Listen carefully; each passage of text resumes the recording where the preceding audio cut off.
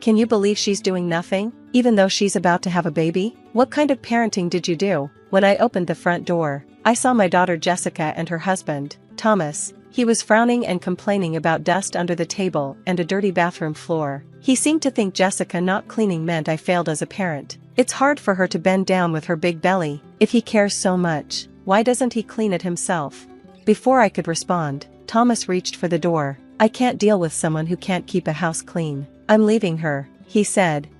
I'm Rebecca, and I turned 54 this year. I work for a big company. After losing my husband, I raised Jessica alone. It wasn't easy, but her smiles made it worth it. Jessica grew up to be kind and thoughtful, but she struggled in romantic relationships. I hoped she'd find someone in high school, but she didn't even date in college. Now, she works for a food manufacturer, and there are no rumors about her dating. I worried about her being alone when I'm gone. Then, Jessica told me she was dating a man she met through a friend. After 2 years, they got engaged, and I felt relieved. It's bittersweet to see her move out, but I'm glad she'll have a family. They live about an hour from me. Thomas is 4 years older than Jessica and very ambitious. He often works late or goes out, leaving all the chores to Jessica. I thought they should share the responsibilities, but didn't want to interfere. About 6 months after their wedding, Jessica invited me to lunch to tell me she was pregnant. She always wanted kids and often talked about wanting a little brother or sister. Seeing her gently rub her belly filled me with joy. Don't hesitate to call me if you need anything, I told her before we parted. Since Jessica continued to work during her pregnancy, I made sure to check in on her regularly. When I got a big work project that required travel, she was excited for me and told me to focus on my job, assuring me she would be fine.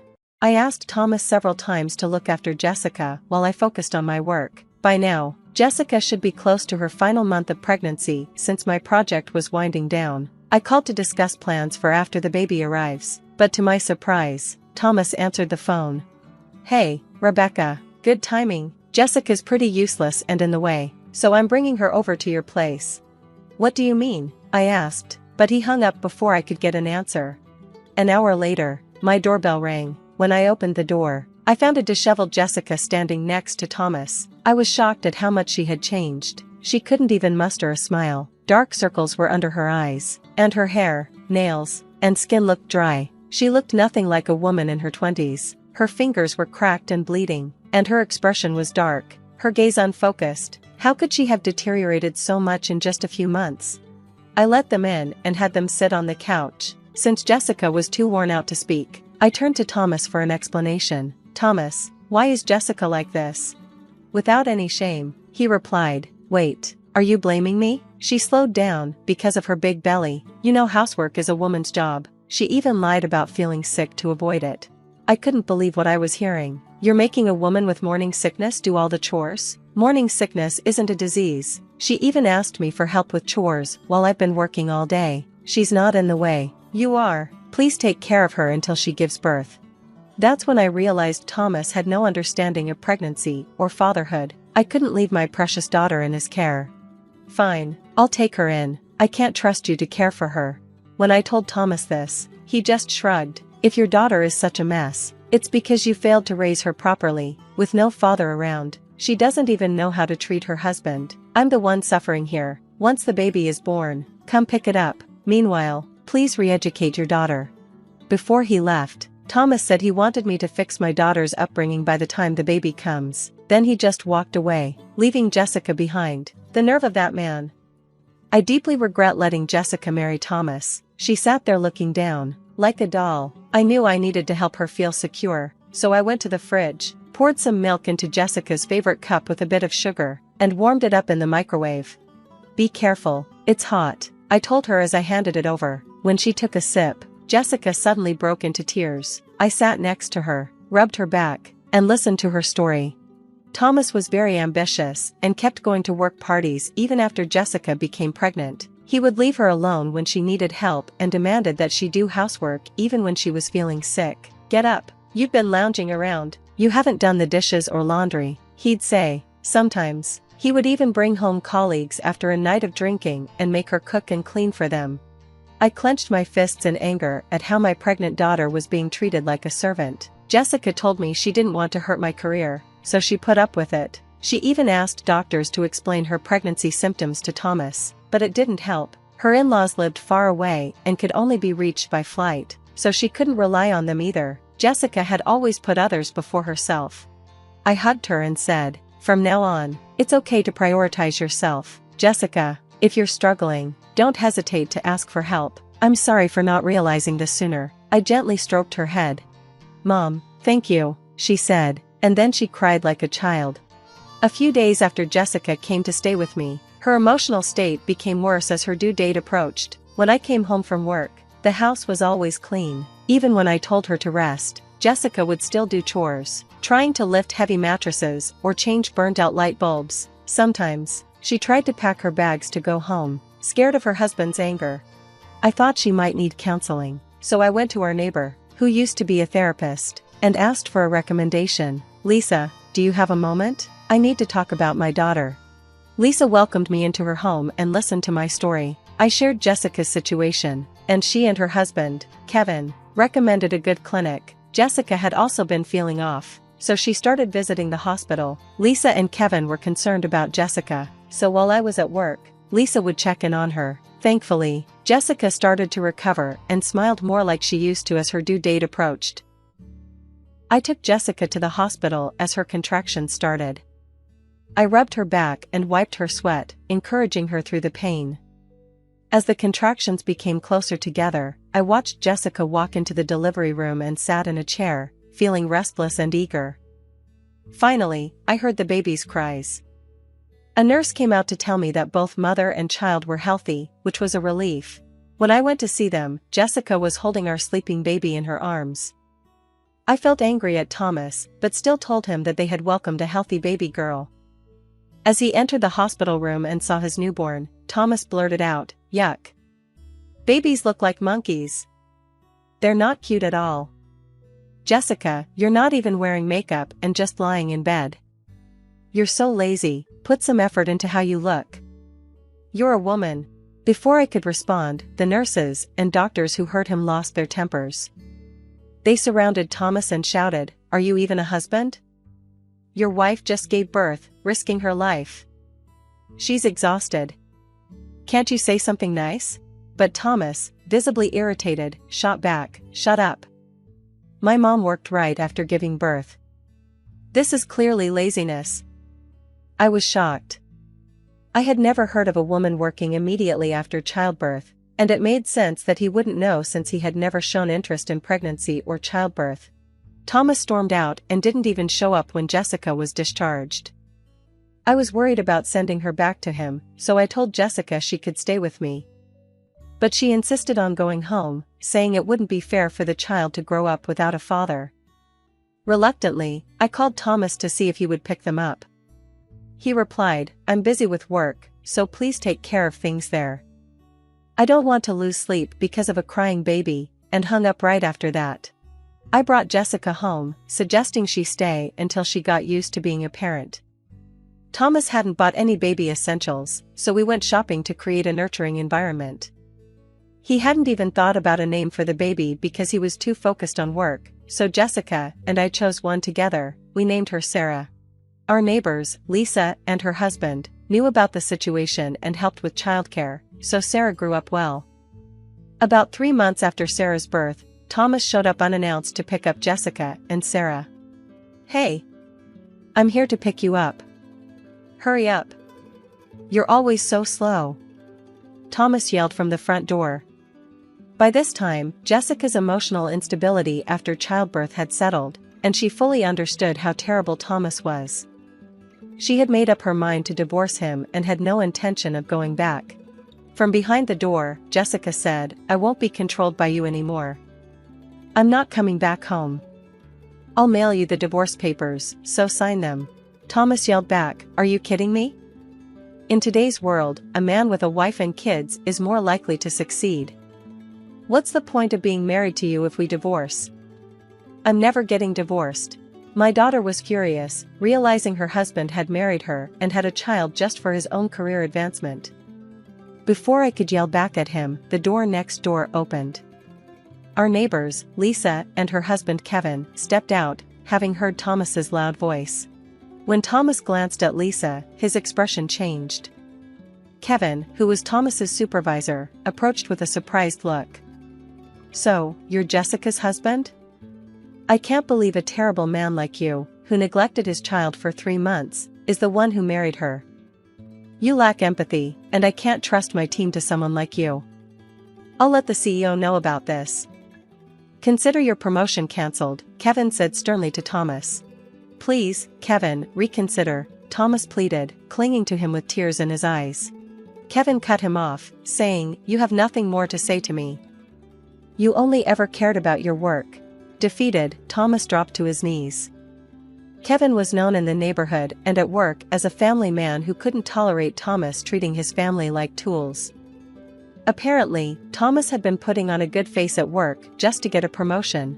That day, Thomas went home quietly, but once at the office, he started pestering his colleagues and subordinates, saying, "Hey, could you put in a good word for me with the boss for a promotion?" When no one complied, he went straight to the CEO. "Sir, I've worked hard for this company every day. My sales numbers are consistently high. Please approve my promotion." The CEO replied, "I've heard from your boss that while your performance numbers look good, you've been using aggressive tactics to win contracts. Just raising your own numbers isn't enough. A deal that tarnishes the company's image is still negative, even if it's successful. If you can't consider that, you can't move up." Thomas left the CEO's office with a defeated look on his face. The CEO was well known for his integrity and was occasionally featured on TV.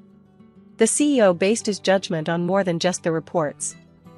After that, Thomas lost his motivation at work. His constant mistakes became a burden, and he was transferred to a regional department with hardly any responsibilities. At least he wasn't fired. Once the transfer was settled, Thomas kept coming to our house, saying, "Jessica, it was my fault. I want another chance. I want to see Sarah, I'm her father." Both Jessica and I ignored him.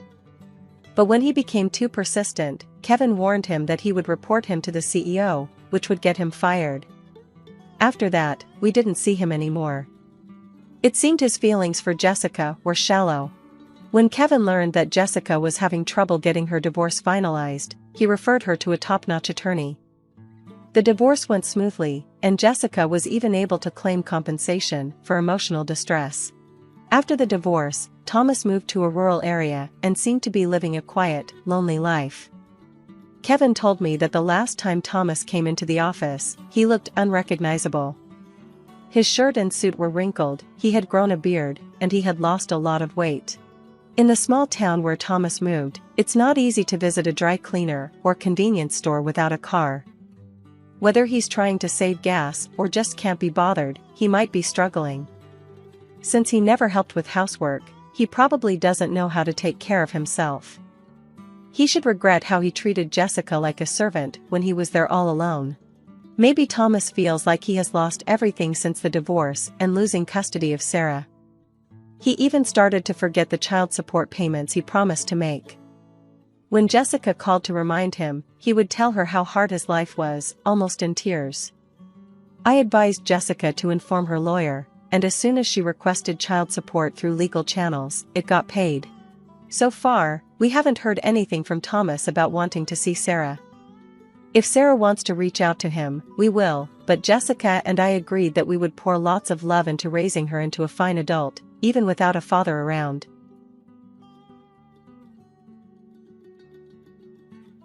It was our wedding anniversary, and my husband, daughter, and I were gathered around the table, savoring a delicious meal together. After we finished eating, my husband stood up with a small, excited smile. "I picked up a special wine for tonight," he said, his voice warm with anticipation. "Hope you'll enjoy it." "Oh, that's so thoughtful of you," I responded, smiling back. "Let me open it. Is the wine opener in the kitchen?" He got up and headed toward the kitchen, his actions almost rehearsed. Moments later, he returned with a glass of wine, handing it to me with a flourish. "Here you go. Give it a try." "Thank you," I said, raising the glass. "Cheers to us." As soon as I took a sip of the wine, I choked and gasped for air. "I can't breathe," I cried out, collapsing to the floor and clutching my throat. Our 7-year-old daughter, witnessing the panic, burst into tears. "Daddy, something's wrong with Mommy. We need to call an ambulance," she shouted, her voice trembling with fear. My husband, however, remained eerily silent and unmoved, merely watching me in distress. Our daughter clung to my clothes, sobbing uncontrollably. Once my movements had ceased, he coldly pushed her aside and, without a word, walked out of the house. As soon as the front door clicked shut, I quickly sat up, reflecting on the reality of my situation. My name is Mary, I'm 34 years old, and I've been married. I'm a composer with a bit of a name, known for providing songs to singers and groups. One of my earlier tracks became a theme song for a TV series, and the royalties have afforded me a comfortable lifestyle. I met my husband, Kenny, at a friend's wedding after party. He was in sales for a liquor company and enjoyed drinking as much as I did. Our mutual love for alcohol brought us together. Kenny, with his knack for recklessness and lack of foresight, was once charming in his spontaneity. We began dating, started going out for drinks on weekends, and eventually got married a few years later. Soon after, we were blessed with a daughter named Holly, completing our family of 3. After we got married, I quickly noticed that Kenny wasn't very involved with household chores or childcare. Even with Holly's arrival, he continued his carefree lifestyle, seemingly oblivious to the demands of my busy life. One evening, as Holly cried loudly in her crib, Kenny called out from the kitchen, "Hey Mary, Holly's crying. I'm cooking. Can you take care of her?" I replied, "It's a hassle. She might be more comfortable with you." Kenny avoided taking responsibility with excuses, remaining fixated on his phone. With a resigned sigh, I turned off the stove and went to tend to Holly. "Kenny, I asked this many times, but can you please help more around the house and with Holly? Managing everything on my own is overwhelming." "Why should I? I'm already balancing work and household chores. Holly is our child, not just mine." Kenny's response was a smile. "Why not just hire a housekeeper or babysitter?" "That's not the issue," I said, frustrated. "I don't want to spend recklessly, especially with Holly's future in mind. We agreed to maintain a middle-class lifestyle, didn't we?" "Did we?" he retorted, clearly uninterested in the discussion. "Anyway, I'm always exhausted from work. You handle the house and everything." Despite numerous attempts to have a proper conversation, I never received a satisfactory response. Eventually, I had no choice but to manage both household chores and care for Holly on my own.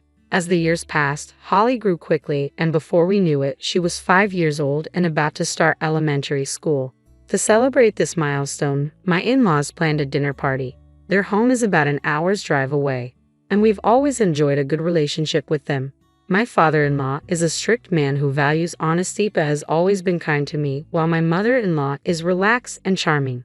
At the dinner table, Holly proudly displayed her new backpack and lunch bag. "Thank you, Grandpa and Grandma," she said, beaming. My in-laws watched with joy, clearly delighted by her excitement. "Mary, Holly's growth is a testament to your hard work," my father-in-law said as he poured me a drink, causing me to blush slightly. "Holly's such a good girl. She helps me out a lot," I replied, smiling. "Well, she's my daughter," Kenny said with pride, and I chose to let it pass without comment. "I heard you're working on the theme song for the next movie, Mary," my mother-in-law added. "Yes, the song is ready. The movie is scheduled for release next month," I confirmed. "Kenny, you have a wonderful wife. You must be very proud," my father-in-law remarked. However, Kenny's expression remained unchanged, and he didn't seem particularly pleased. "But she earns so much, yet I don't get to enjoy any of the luxuries that come with it," Kenny said, surprising both my in-laws and me. "What?" we all exclaimed, taken aback by his comment. Kenny continued, "People call her a prominent composer, so I expected a better lifestyle. She never gives me any pocket money and refuses to enhance our quality of life. She's stubborn and stingy." "Hold on, Kenny," my mother-in-law interjected. "You both live in a beautiful apartment. Didn't Mary buy that?" "Yes," my father-in-law agreed. "And isn't it a man's role to support the family rather than rely on Mary? Have you considered working to increase your own income?" Yeah, got it," Kenny grumbled, and that was the end of the conversation. I felt a mix of irritation towards him and gratitude for my in-laws' support. Soon after, Kenny started coming home late, claiming it was due to work. At first, I wasn't too concerned, given that his sales job often required overtime. But then, he began spending even his days off away from home and was always glued to his phone when he was there. His interactions with Holly and me grew increasingly distant. One Sunday, Holly had planned a special outing with Kenny. She gently shook him awake. "Dad, it's already 9 o'clock. Remember, today was supposed to be our outing day." At Holly's words, Kenny suddenly sat up and without saying a word roughly pushed her aside. Holly, taken aback and with tears welling up in her eyes, stumbled back. "What's going on?" I demanded, gathering Holly in my arms and raising my voice. Kenny, now fully awake, looked clearly irritated. "I have other things to do today," he snapped. "I needed to sleep a bit longer. Did you forget your promise to Holly? And how could you push our daughter like that?" I demanded, my frustration clear. "Be quiet. You're both in the way. Get out of the bedroom now," Kenny shouted, forcefully ushering Holly and me out before getting ready with meticulous care and leaving the house. His behavior was completely unforgivable, especially towards Holly.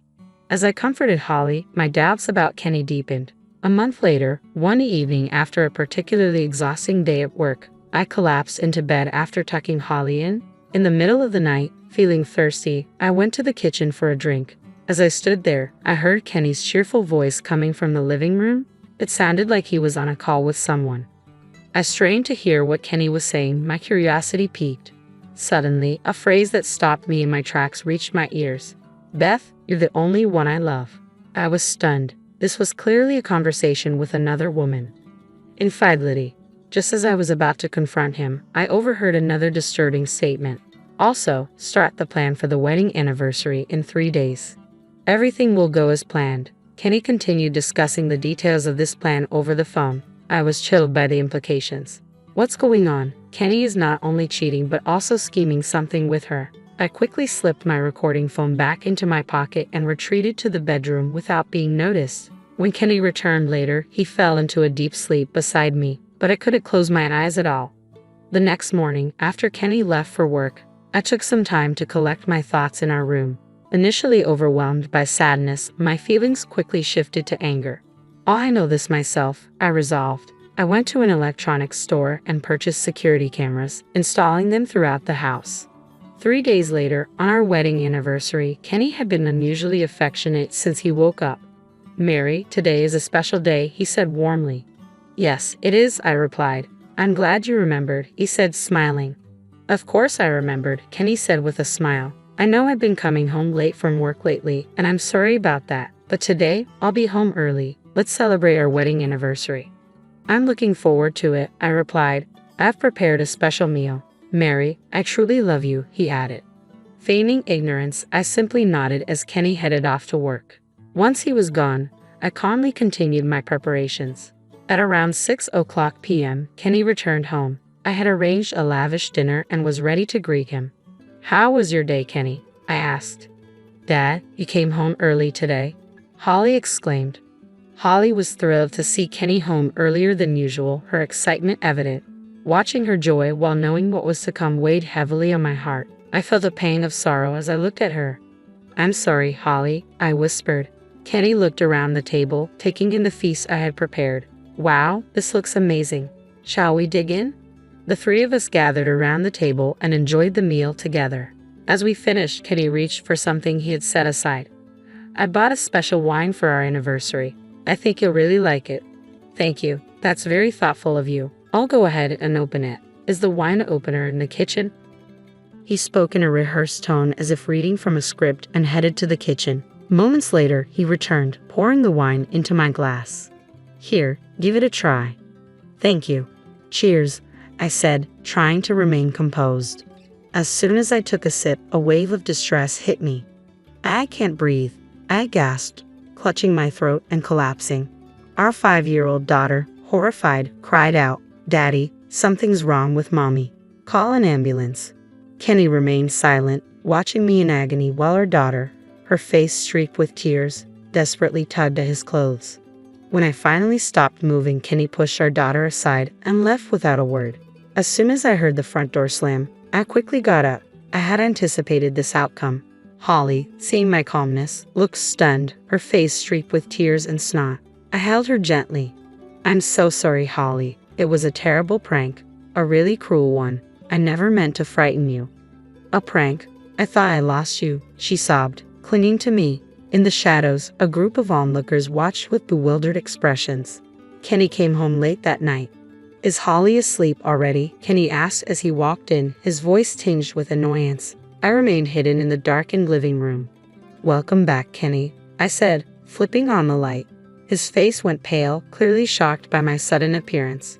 Why are you still here? He asked, disbelief in his voice. Surprised by my calm demeanor, I replied, watching his shock deepen. It was all an act. I overheard your plan. The conversation I accidentally heard from Kenny was chilling. You'll handle the poison, right? It needs to be colorless, odorless, and tasteless. She loves wine, so it'll be easy to mix in. Afterward, we'll stage it as a suicide due to work stress. Once she's out of the picture, we'll inherit everything. The insurance, the royalties, and even this apartment. It'll be the start of our new life. When Kenny realized I knew about his plan, his face flushed with anger. You eavesdropped. That's despicable, he shouted. Even if it was an accident, discussing such things at home was foolish. That's how I gained the upper hand, I replied calmly. Kenny's rage only intensified as he glared at me. He then grabbed my bag and pulled out a small, unfamiliar bottle. It was clearly not one of my things. I guess it was intended to frame me for a supposed suicide. Now that you know, I have no choice but to make you drink this. There's still time to stop, I pleaded, trying to find a way to escape. Just then, a loud voice echoed through the room. Kenny, stop.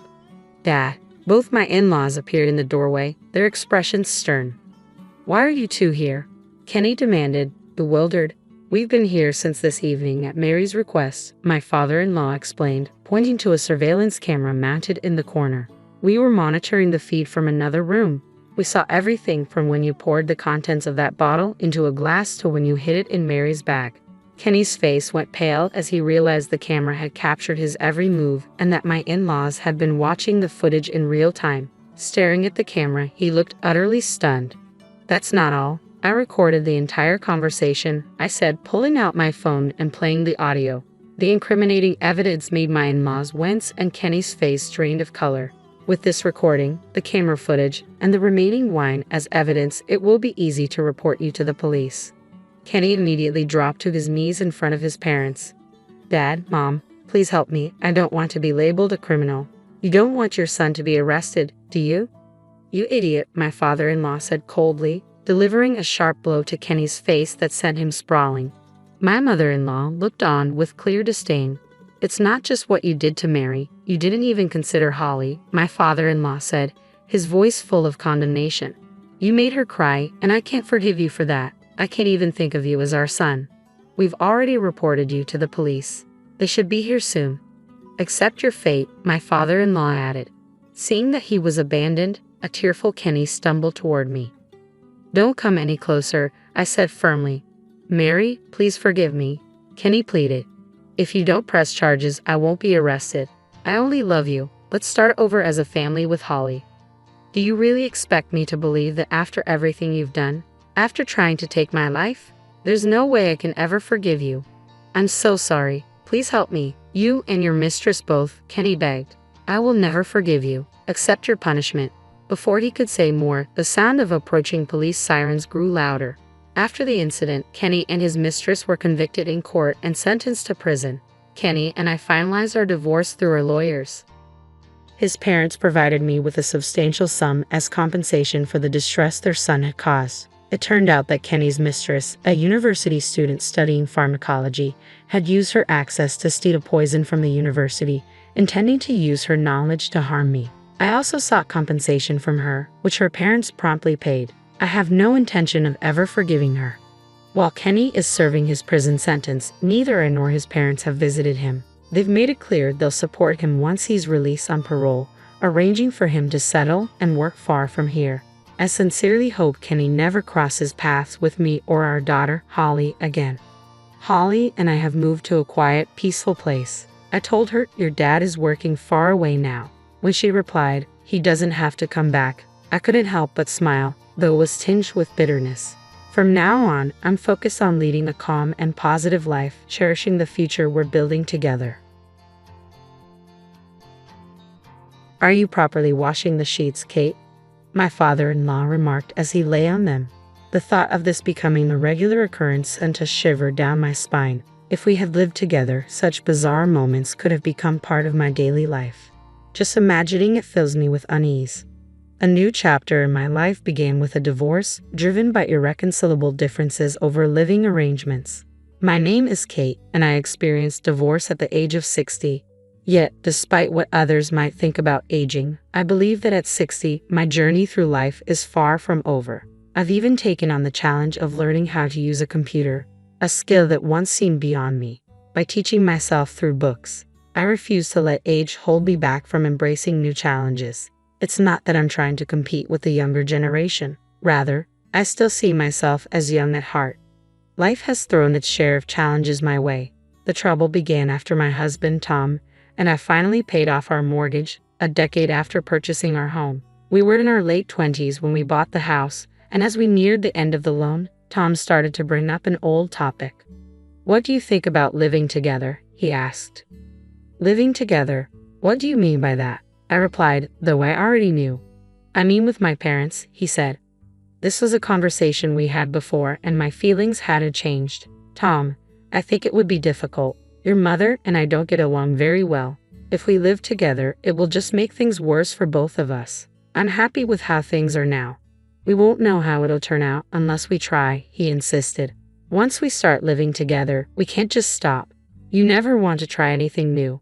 Tom had been suggesting this ever since we got married, even though he had been firmly against living together before the wedding. I felt relieved then, but after our marriage, he gradually changed his tune, as if he had been trying to trick me all along.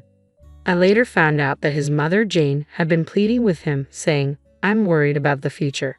Don't you care about us when we're old?" Without my knowledge, Tom had developed a sense of duty to live with his parents out of filial piety. I wished he had realized he had the right to refuse. I understand wanting to take care of your parents, but Tom knew about the tension between his mother and me. Still, he seemed unfazed, even as our relationship became increasingly strained. As we neared the final payment on our mortgage, his suggestions to live together grew more frequent and more pressing. Then, one Sunday morning at 7 o'clock, the doorbell rang. When I answered it, I was shocked to see my father-in-law, Mark, and mother-in-law, Jane, standing there with bright smiles. The early morning sun cast a glow around them, almost making the scene seem sacred, but I knew better. While I stood there, stunned by their surprise visit, Tom appeared behind me and welcomed them in with a cheerful, "Welcome back." "Welcome back," I thought. Normally, when visiting someone's house, you say, "Thank you for inviting me," and the host says, "Welcome." But Tom's frequent question, "What do you think about living with my parents?" flashed through my mind. This was troubling, and I couldn't just brush it aside any longer. What was happening? I followed my in-laws back into the room and found Jane carefully inspecting the antique cabinet. Unable to hold back, I asked, "What are you doing?" "Oh, there are quite a few scratches here," she replied, her tone full of concern. "It's a shame to replace it with a new one, though. Kate, you seem a bit clumsy. Please handle it more carefully from now on." What? I had chosen that cabinet myself, and after examining the spots Jane was pointing out, I couldn't find any scratches. Perhaps she was mistaking the natural wood grain for damage due to her aging eyesight. No, I have aging eyes too, but even I can't see what she's talking about. But this wasn't the first time Jane had made baseless accusations like this. It seemed she couldn't stand the idea of a daughter-in-law taking away her precious son. Despite how unfair her remarks felt, I decided to let it slide as usual. Suddenly, I noticed that Mark was nowhere to be seen. Just then, I heard some noise coming from the second floor. A sense of dread washed over me as I realized what was happening. I hurried upstairs, and to my disbelief, I found Mark lying on my bed. Not Tom's bed, face down. "No way," I blurted out in shock. "Kate, are you washing the sheets properly?" Mark asked, completely oblivious to my horror. No, I stammered, my voice rising in disbelief. "Absolutely not. Please spare me that." My words came out sharper than I intended, but I couldn't help it. "What's that?" "Such insolence from a daughter-in-law," Mark snapped. "This has nothing to do with being a daughter-in-law." "Why are you sniffing someone else's bed?" I shot back, incredulous. "I was just checking if it's properly washed." "There's no need for that," I exclaimed. "Yes, there is," Mark insisted. It's a necessary check for someone who's going to live here. What are you talking about? I asked, my heart pounding. Really, the thought of living with such an insolent daughter-in-law is making me anxious already, he muttered. Living together. The words left Mark's mouth, and I felt my world tilt as the unexpected reality of his statement sank in. I stood frozen in shock as Tom and Jane appeared behind me. My, it's noisy here. So this is where everyone is, Tom said, oblivious to the tension in the room. Your father is talking about living together, I managed to say, my voice trembling. What's that about? Exactly what it sounds like, Tom replied casually. Huh? What do you mean by that? I asked, a sinking feeling in my stomach. We finished paying off the house mortgage this month, Tom said, so we've decided to live here with my parents. What? You decided that on your own? I exclaimed, disbelief turning into anger. I've been asking about living together for a while, hadn't I? Tom said, as if this was a reasonable explanation. And I said no, I can't live with someone who goes around sniffing people's sheets. I shot back, my frustration boiling over.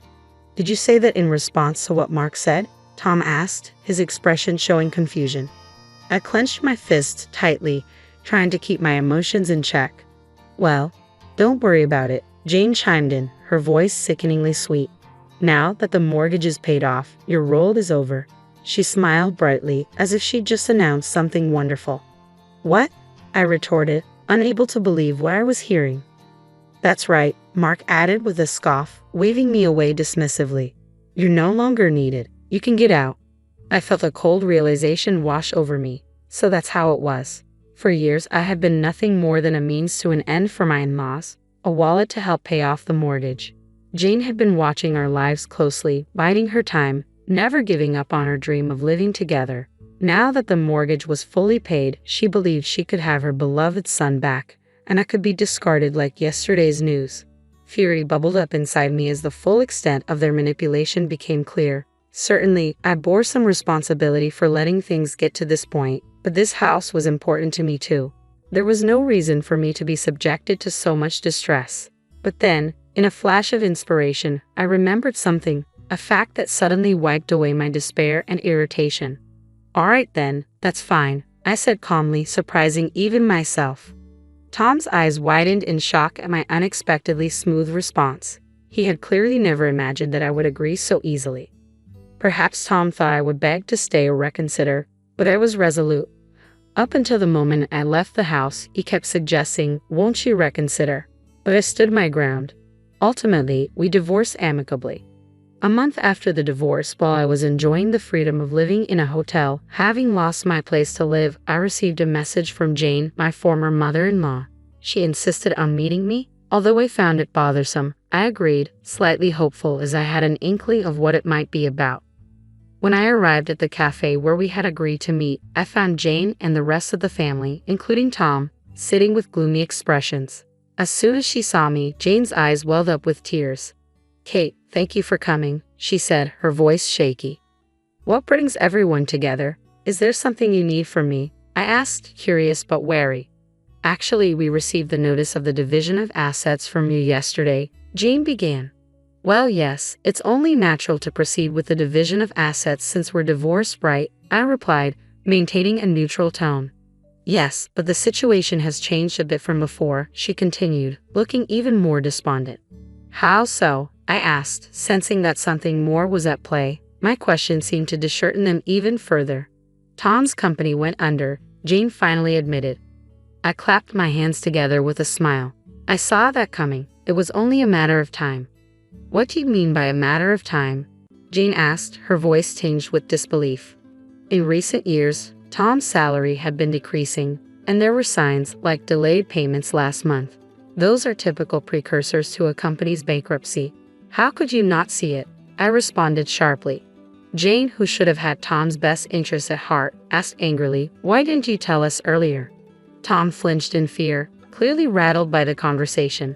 I never thought it would actually go under, he mumbled. Normally you'd notice such signs, I retorted, incredulous at their obliviousness.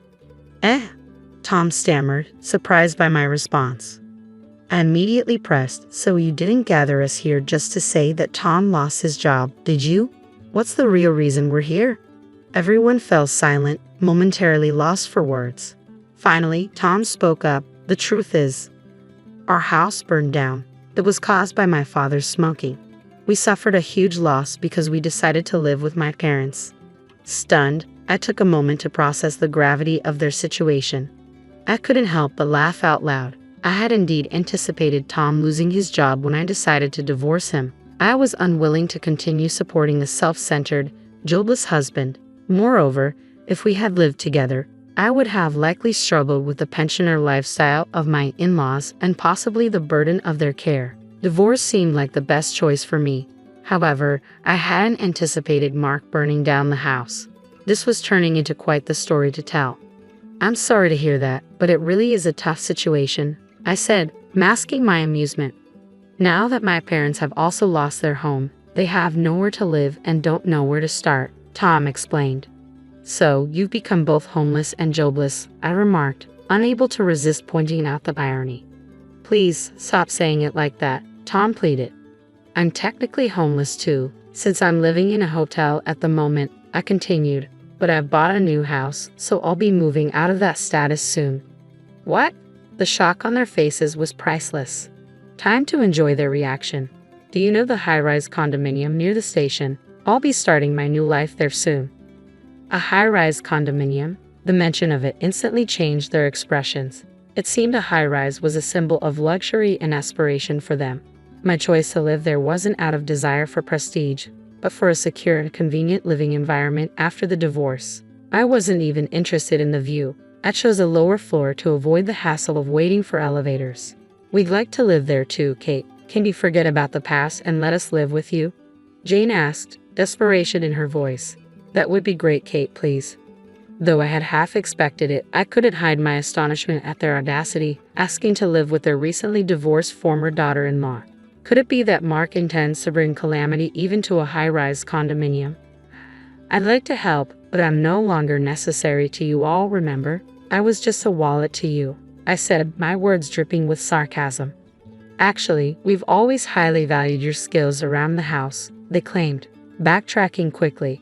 The house felt brighter with you around, Kate. You're considerate, beautiful, and incomparable to our son. Now that he's unemployed, he's beyond our control. Their son stood silently amidst the groveling, clearly uncomfortable. It seemed that no matter how beloved a son, if he couldn't support them, he was no longer of use to them. What terrible parents. Well, if we all lived together, it might not be so bad, I said, feeding consideration, prompting shocked expressions from my in-laws and Tom. It could be more fun than I thought. What do you mean by that, Kate? Tom asked, his confusion evident. I mean it quite literally, I replied, my smile seemingly lifting everyone's spirits. However, facing my ex-husband again felt a bit awkward. Well, if that's the case, Jane interjected cheerfully, don't worry about it. Tom doesn't have to live with Kate. Tom looked surprised. What? Why not? Mark added, that's right, Tom should live somewhere else. We'll take advantage of Kate's generosity. Why am I the only one left out? Tom protested. You don't have an income, Mark explained. We have our pensions, so we can contribute to food. But you can't. I really wanted to point out that moving into a high-rise and thinking food expenses would cover everything was naive. But I chose to stay silent and watched as the family conflict unfolded exactly as I had anticipated. Then why don't you, who have a pension, rent another place? I suggested. You've lost your job and we can't afford such frivolous spending. What if something happens? Mark countered. What are you talking about? We're still young. Elderly people should. Tom cut him off. How disrespectful. We still have our youth. One of them retorted. If you're so young, then work and use that income for the future. I can't even take a bath or go to job interviews in this situation, Tom shot back. You can always wash yourself in the river, came the reply. Always thinking about yourself, another added. Huh, you say that as if you do anything yourself, was the sharp comeback. Who's a failure? Tom shot back. We don't need such a useless son anymore. Jane attempted to mediate, asking, are you really okay with this? But Tom's reaction only seemed to infuriate Mark further, showing no signs of backing down. Turning to me with a smirk, Mark said, this means we'll have more room, right? We're almost excited about starting a new life in the high rise. Are you misunderstanding something? My cheerful smile seemed to confuse everyone. The size of the room is fixed from the start.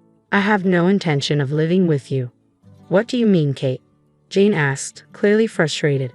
You only mentioned that living with many people might be lively, but you never said we'd actually live together. That was the impression you gave, Jane argued. It's good to see you, who abandoned your husband to live in a high-rise, finally being seen for who you are. You've always looked down on me, and now it's clear you want nothing to do with us. Even after your house burned down, Jane added, her tone sharp. Tom, directing a severe gaze at his parents, said, Kate is right. I thought honoring my parents was the right thing to do, but it seems they don't really care about me. The in-laws were left stunned by Tom's words, their expressions shifting as they absorbed the reality of the situation. I was wrong, Tom said, his voice trembling. Let's cancel the disarmament.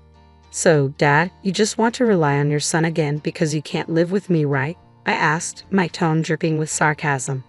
No, that's not it at all, he stammered. His face was flushed, and Mark, who had hit the mark, began to fluster. Witnessing this, Tom's anger was visibly rising, veins showing on his forehead. I refuse, he shouted. Parents like you, disarmament is fine by me.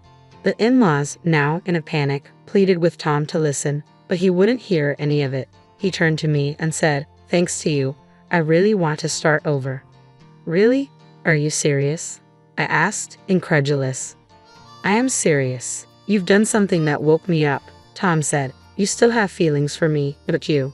Stop with that hopeful nonsense, I replied. I was only thinking it would be amusing if, after all the cozy family attempts, the man who left his wife for his parents ended up quarreling with them.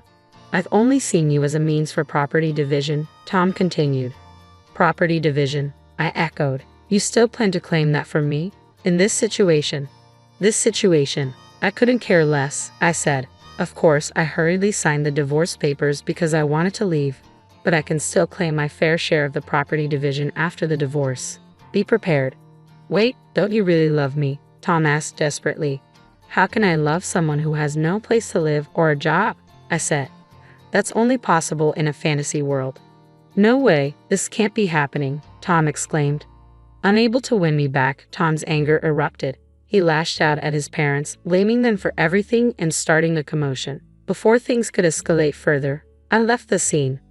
As promised, I received my fair share of the property division. The amount wasn't large, but it marked the end of my relationship with Tom. He now struggled with reduced finances and became estranged from his parents.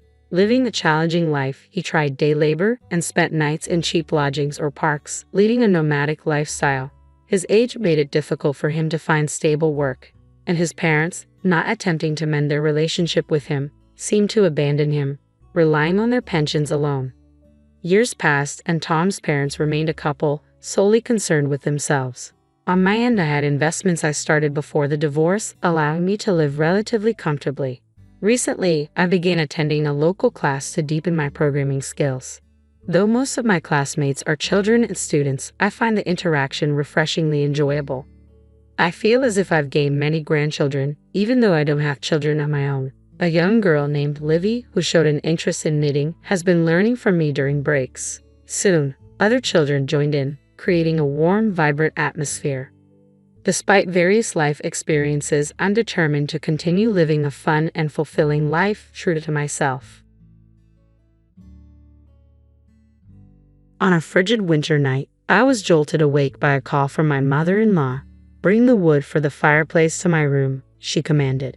In this blizzard, I questioned silently, having just finished my bath. But Nancy persisted. It's unreasonable for someone my age to venture outside in such a storm.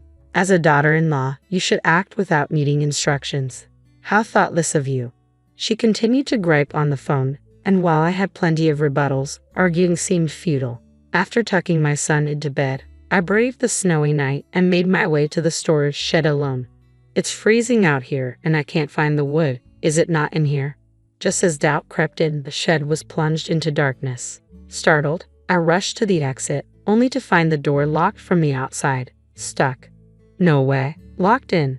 Did Nancy set this up? I felt a wave of despair, unable to predict what would happen next. My name is Mary, a 22-year-old housewife committed to caring for my family. I live with my husband Ken and our almost 2-year-old son Jason.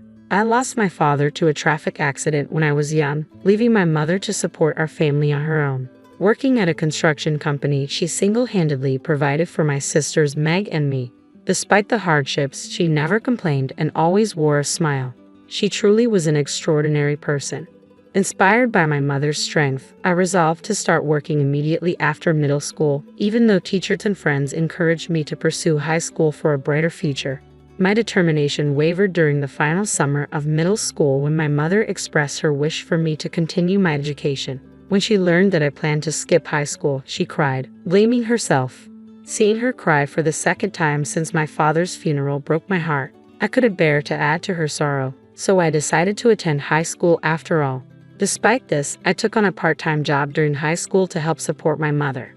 That's when I met Ken. 4 years older than me and a college student, he worked at the same convenience store where I had a part-time job. Among the part-timers, he was a dependable senior.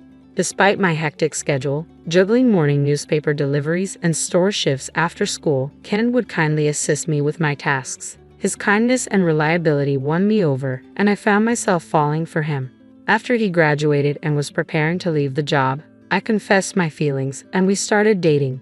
Once I graduated from high school, I began working at a supermarket. A year later, I discovered I was pregnant. When we informed our parents, Ken's family opposed our marriage, arguing we were too young. However, with my mother's heartfelt persuasion and Ken's persistent pleas, they grudgingly accepted our decision. At 20, we managed to have our wedding. Although Ken had siblings, his parents, especially attached to their eldest son, were hesitant to accept me, given that I was raised by a single mother. Their strong attachment to Ken seemed unusual to others. When our marriage was finalized, she confronted me angrily, saying, "Did you think having a child first would secure your place with my son? That's manipulative. I have no intention of accepting you into the family." Her words only deepened my anxiety about married life. Our new home was built right next to my in-laws. After we got married, Ken's parents bought the vacant lot next door for us. I repeatedly suggested to Ken that we reconsider living so close to his parents, but he brushed off my concerns, saying, "They can help with our child. It's not a problem." After the wedding, it became clear that Ken was heavily reliant on his mother, a classic mama's boy.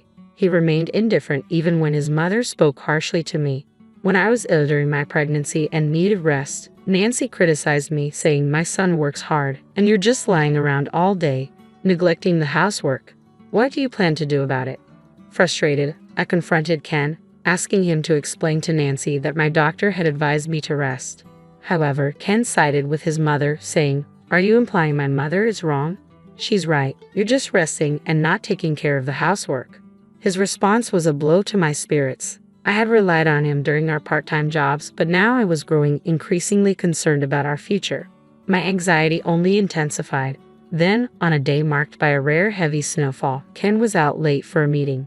While I was settling Jason into bed, Nancy called, "What are you doing, Mary?" Even though I told her I was in the middle of putting Jason to bed, she insisted that I fetch wood from the storage shed for her room, as she had run out due to the cold.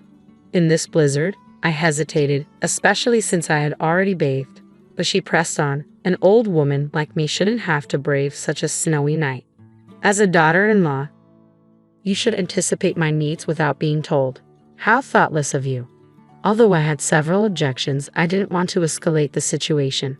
Considering how difficult it must be to be without heat in this cold, I decided to go ahead with her request. After putting Jason to bed, I ventured to the shed situated between our house and my in-laws.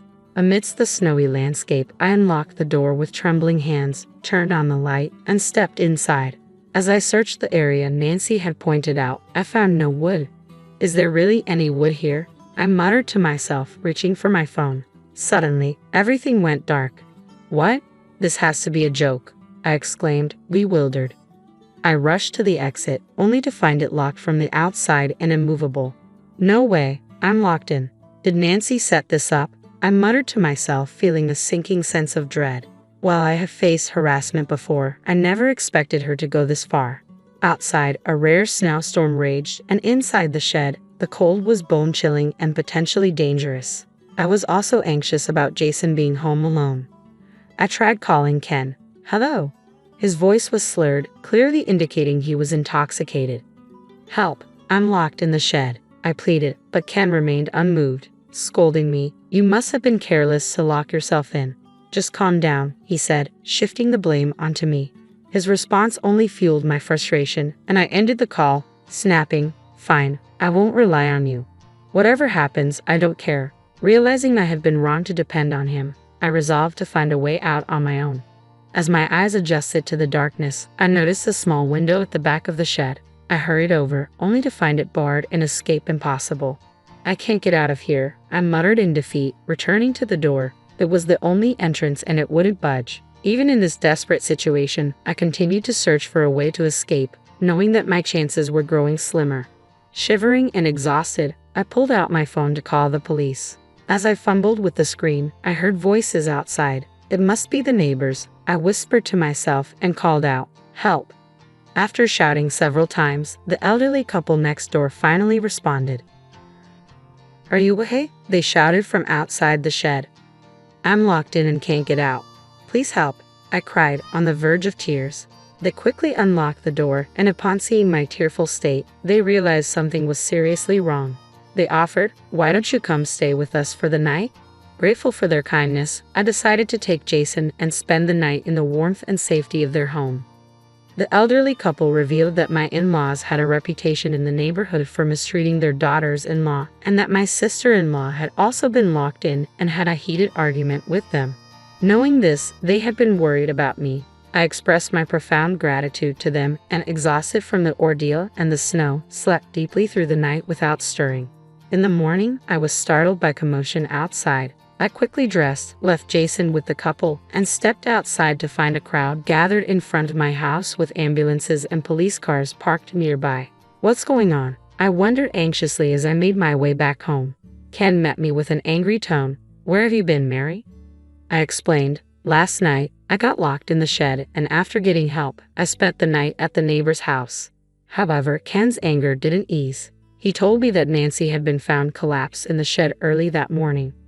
I wondered if Nancy had come to check on me after the night had passed. As I had tried to escape from the shed, I must have disturbed its contents, causing a mess. It seemed Nancy had entered the shed in the early hours, accidentally tripping over a ball, hitting her head, and eventually collapsing. She was taken to the hospital, but tragically she passed away. Ken and my father-in-law blamed me, saying, "This is your fault," despite my protests that I had been locked in the shed. They refused to listen. Realizing that arguing was pointless, I decided to divorce Ken and leave the house with Jason. My brother-in-law Jack said, "I will choose a different path for my father and brother. If Mary leaves, I will cut ties with the family as well." My father-in-law and Ken were enraged, insisting that I shouldn't divorce or sever ties so abruptly. Despite Ken's adamant refusal to end our marriage, my decision was resolute. It's tragic that Nancy died, but I can't overlook what she did to me. I have proof that I was locked in the shed. If necessary, I'll submit the video to the police, I said, holding up my phone. Ken attempted to undermine the evidence by destroying the phone, but he never acknowledged his mother's actions. I was shocked by his inability to understand. "I should let you know," I continued, "that my sister Meg recently married a lawyer. The video from the shed can be used as evidence of emotional distress, and I plan to seek compensation. We will proceed with the divorce on that basis." Ken's demeanor shifted abruptly. "Wait, Jack is a lawyer? Compensation? You must be joking." "Not at all. What my mother did was inexcusable, and her death wasn't an accident. I'm sorry for everything, but we need to move forward with the divorce," I replied. After some negotiation, with my mother and Jack advocating on our behalf, I managed to convince Ken and my father-in-law to agree to the divorce. Just as my mother had pleaded when I married, she now argued on my behalf. And with the lawyer's support and the video evidence, Ken finally relented. He signed the divorce papers reluctantly, and the divorce was finalized. I gained custody of Jason, and we returned to my parents' home. On that snowy day when I was locked in the shed, my only focus was escaping, and I didn't have time to feel afraid. However, as time passed, the memories of that night resurfaced, causing me to panic and cry. With support from Meg and Jack, I decided to pursue damages from Ken and my father-in-law. The video of my confinement, along with testimony from the neighbors, substantiated my claim, and the lawsuit was recognized. Initially, Ken and my father-in-law were adamant about retaining custody of Jason. But when I argued, if the neighbors hadn't rescued me, who knows what might have happened? Jason could have lost his mother. I can't allow someone who would harm a child's well-being to raise him. They were left speechless. After that, they ceased discussing Jason. All subsequent negotiations were handled through Jack. After I left, news of my in-laws' reputation for mistreating their daughters-in-law spread, and Ken and my father-in-law were increasingly viewed with disdain by the neighbors. Additionally, when Ken's boss discovered the mistreatment and learned that Ken had chosen to attend a drinking party rather than rescue me during the heavy snow, he was enraged. Ken was demoted, and his professional standing deteriorated. Eventually, Ken submitted his resignation and, along with my father-in-law, had to sell their house and land and relocate. After these events, my brother-in-law and his wife also severed ties with my in-laws. Back at my family home, I asked my mother to reduce her work hours to help care for Jason. She was thrilled to spend more time with her grandson. I started working at Jack's office, and it was a refreshing change to earn a salary after being a housewife for so long. I felt a strong sense of responsibility to persevere, knowing how much my mother had supported us. Later, through Jack, I met a lawyer who is over a decade older than me. He is incredibly kind and gentle. Jason has grown quite fond of him, and we often spend our weekends together. We plan to marry next year and are currently building a new house designed to include office space for his new law firm. The house is also being built as a duplex to accommodate my mother, who raised Meg and me on her own. With deep gratitude for everything she's done, I am enjoying a fulfilling life with my family, cherishing each moment. You had saved up $400,000, hadn't you? I used that money to buy a new house. My mother-in-law, Jane, reported one day that she had bought a house without even mentioning it to me. Furious, I confronted my husband about the situation, but he began to defend his mother, saying, "Let's just let Mom do what she wants. Let's give up on the $400,000. I couldn't let such an act go unpunished and vowed to seek revenge on both of them. My name is Rose. I married Tom 5 years ago, and we both worked at the same food manufacturing company. Our demanding jobs made it hard to spend much time together, but we understood each other and lived peacefully as husband and wife.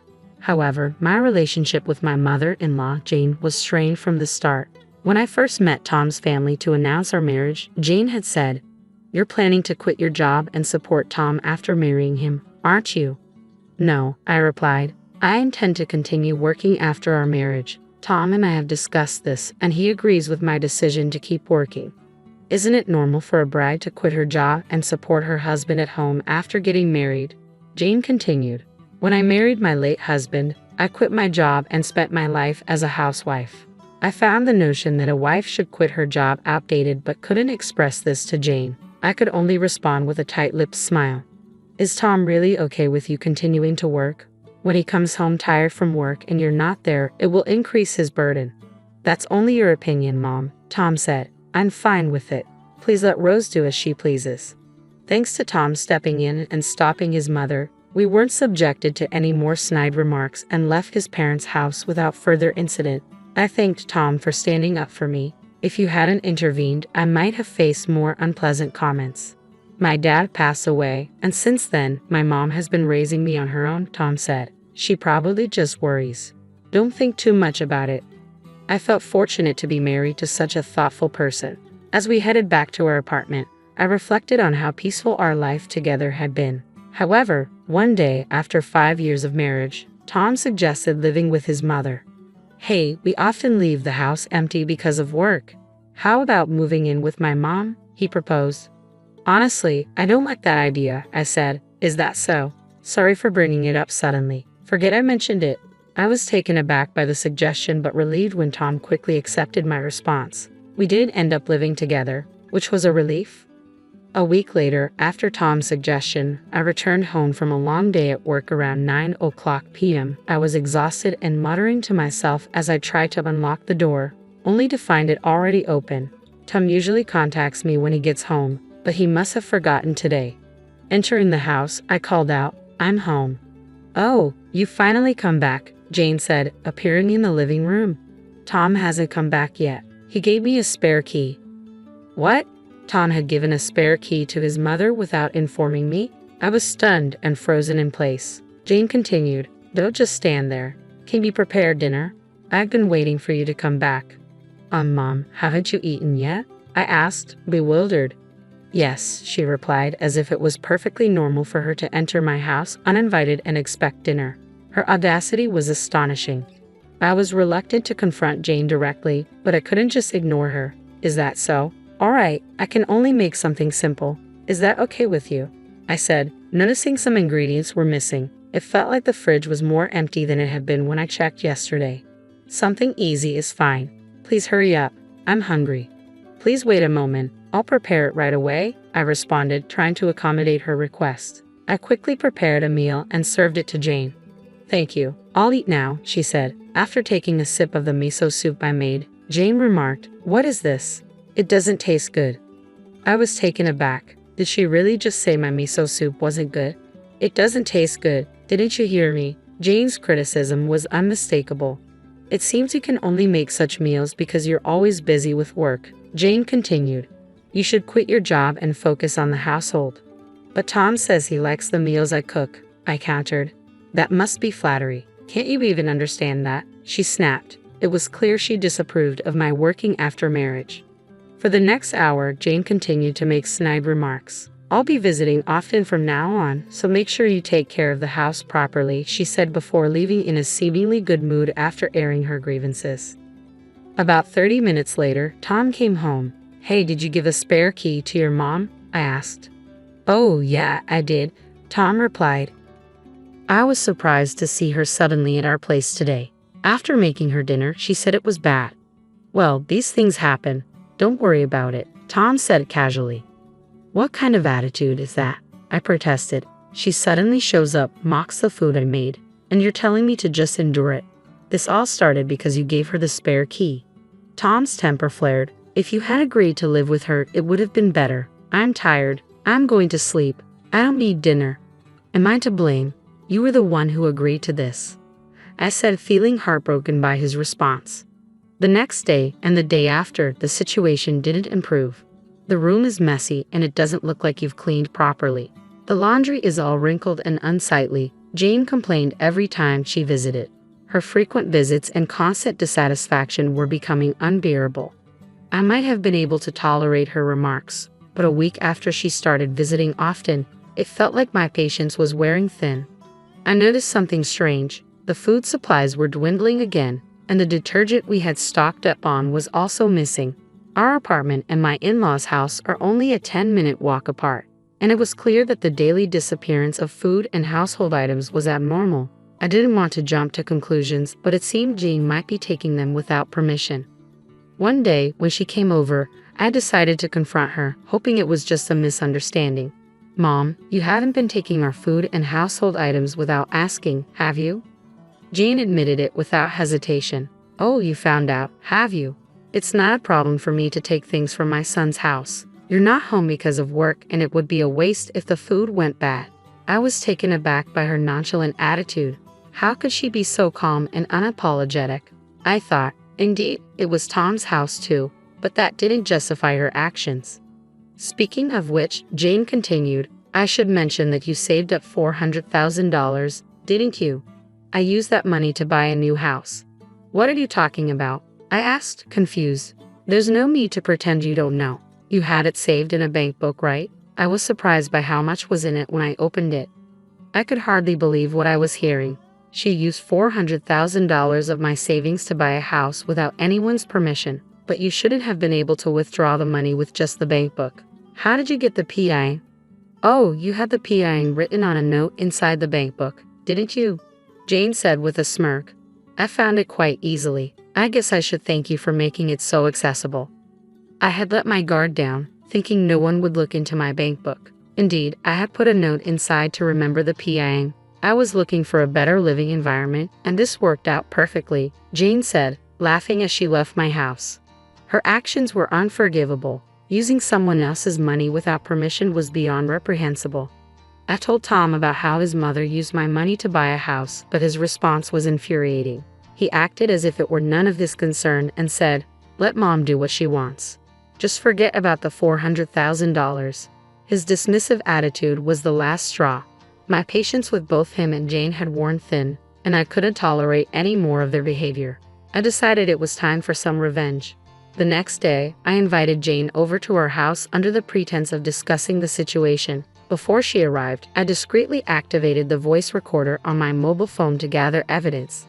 Yesterday, you mentioned using $400,000 from my bank book without permission to buy a new house. Is that true? I asked her. Yes, it's true, Jane confirmed. I've already paid the down payment and construction has started. With the bank book, it's as good as bought. But just having the bank book doesn't mean anything, I pressed. How did you plan to withdraw the money? Jane smiled sweetly and said, I have the seal, don't I? So you took the seal without permission as well? I asked. Mom, that would be considered theft. Say whatever you want, Jane retorted. I never imagined someone who barely does any housework had saved up so much. At least it's somewhat useful. Fine, you can have the bank book, I said, trying to keep my composure. Thank you for coming today. I wanted to confront Jane in anger and reclaim the bank book and seal, but I restrained myself. I had secure evidence of Jane's theft and let her leave. Enjoy it while it lasts, Jane, I thought. The following day, I called Jane again to retrieve what was stolen. Mom, I don't mind giving you the bank book, but it seems personal identification is needed to withdraw the money. I'll go to the bank to withdraw it, so could you please bring the bank book and seal? All right, Jane agreed. I'll bring them over. I hung up the phone, feeling a mix of relief and anticipation. I had no intention of withdrawing the $400,000. In this day and age, you can't access such a large amount of money without proper identification. Jane's naivety was astonishing. She seemed completely oblivious to the gravity of her actions, blinded by the lure of easy money. After retrieving the bank book and seal from Jane, I went straight to the police station. I need to report a crime, I said. Jane took my bank book and seal without permission and intends to use them to buy a new house. So, you're not the one making the purchase? The officer asked. No, it wasn't me. My bank book and seal were stolen. I'd like to file a report. The police took my statement seriously and accepted the report. That evening, when Tom came home, I informed him about the police report. I went to the police because your mother stole my bank book and seal. She might get arrested soon, I said. What? Why would my mom get arrested? Tom asked, sounding shocked. Because what she did is a serious crime. Just because you say, let mom do what she wants doesn't mean I have to tolerate her stealing from me, I replied. You didn't have to involve the police, Tom said defensively. Am I supposed to stay silent while she commits a crime just because she's a relative by marriage? I didn't save up all this money just to hand it over to Jane. Tom's face flushed with anger. So now you're calling my mother an old hack? That's enough, I said. I'm not going to let her get away with this. Tom stormed off to his room, only to return moments later with a divorce form. I never thought you'd say something like that. Sign this, he demanded. I was taken aback that he had a divorce form ready, but I was equally resolute. If this is how you feel, I'll sign it. Just get it over with, I said. Tom seemed surprised by my willingness to sign so quickly. After I completed the paperwork, he took the form and left. I showed Tom the divorce form. There should be no problem now. I'll submit this to the city hall myself, I said. It was clear he wanted to avoid facing me any longer. After our conversation, Tom quickly left the house, despite the late hour, likely heading to his mother's place. About 20 minutes later, my phone rang. Hello? I answered. It's Tom, came the voice on the other end. I told Mom that Rose filed a police report. Could you withdraw it? No way, I said firmly. Even if she's pretending to be remorseful, it doesn't change anything. I won't forgive her. She's likely to do this again. Another call came in. Hello? I asked, annoyed. I'm sorry, said a tearful voice. It wasn't Tom's but Jane's. She was crying and apologizing, but her tears did nothing to soften my stance. You think crying and apologizing will make me forgive you? You took not only the bank book but also the seal. How do you explain that? I've always wanted a single-family home, Jane explained. After living in apartments for so long, I couldn't resist using the money. I know it was wrong, but I've been managing our finances and saw the $400,000. I couldn't help myself. That doesn't excuse anything, I replied coldly. I worked hard for that money before I even married your son. You can't just make it right by apologizing. Reflect on this in prison." Jane tried to make another appeal. "Please, I have a request." "A request? Now? How audacious. What is it?"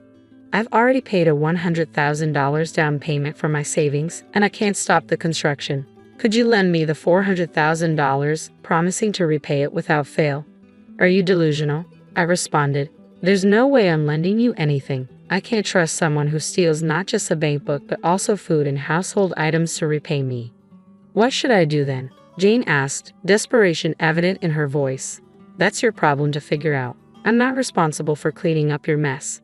Why don't you ask your son to take out a loan?" Jane's panic was almost amusing, but I had no sympathy left. Just as I was about to end the call, Tom intervened. "Please don't abandon Mom. You were taken care of by her too. Even if it's not the full amount, please help her." "Taken care of? She comes over every day just to criticize and has a spare key but doesn't help around the house." "What care did she give me?" I countered. Tom had no response, clearly grasping at straws in a desperate attempt to appeal to my emotions. "I won't help at all. Good luck." "Wait, I'll take care of Mom so she won't be a burden to you. Can we cancel the divorce?" Tom pleaded. "It's too late for that now," I said. "Your mother is clearly the most important thing to you. You never protected me. I'm done. Enjoy your time with her. We'll be strangers by tomorrow."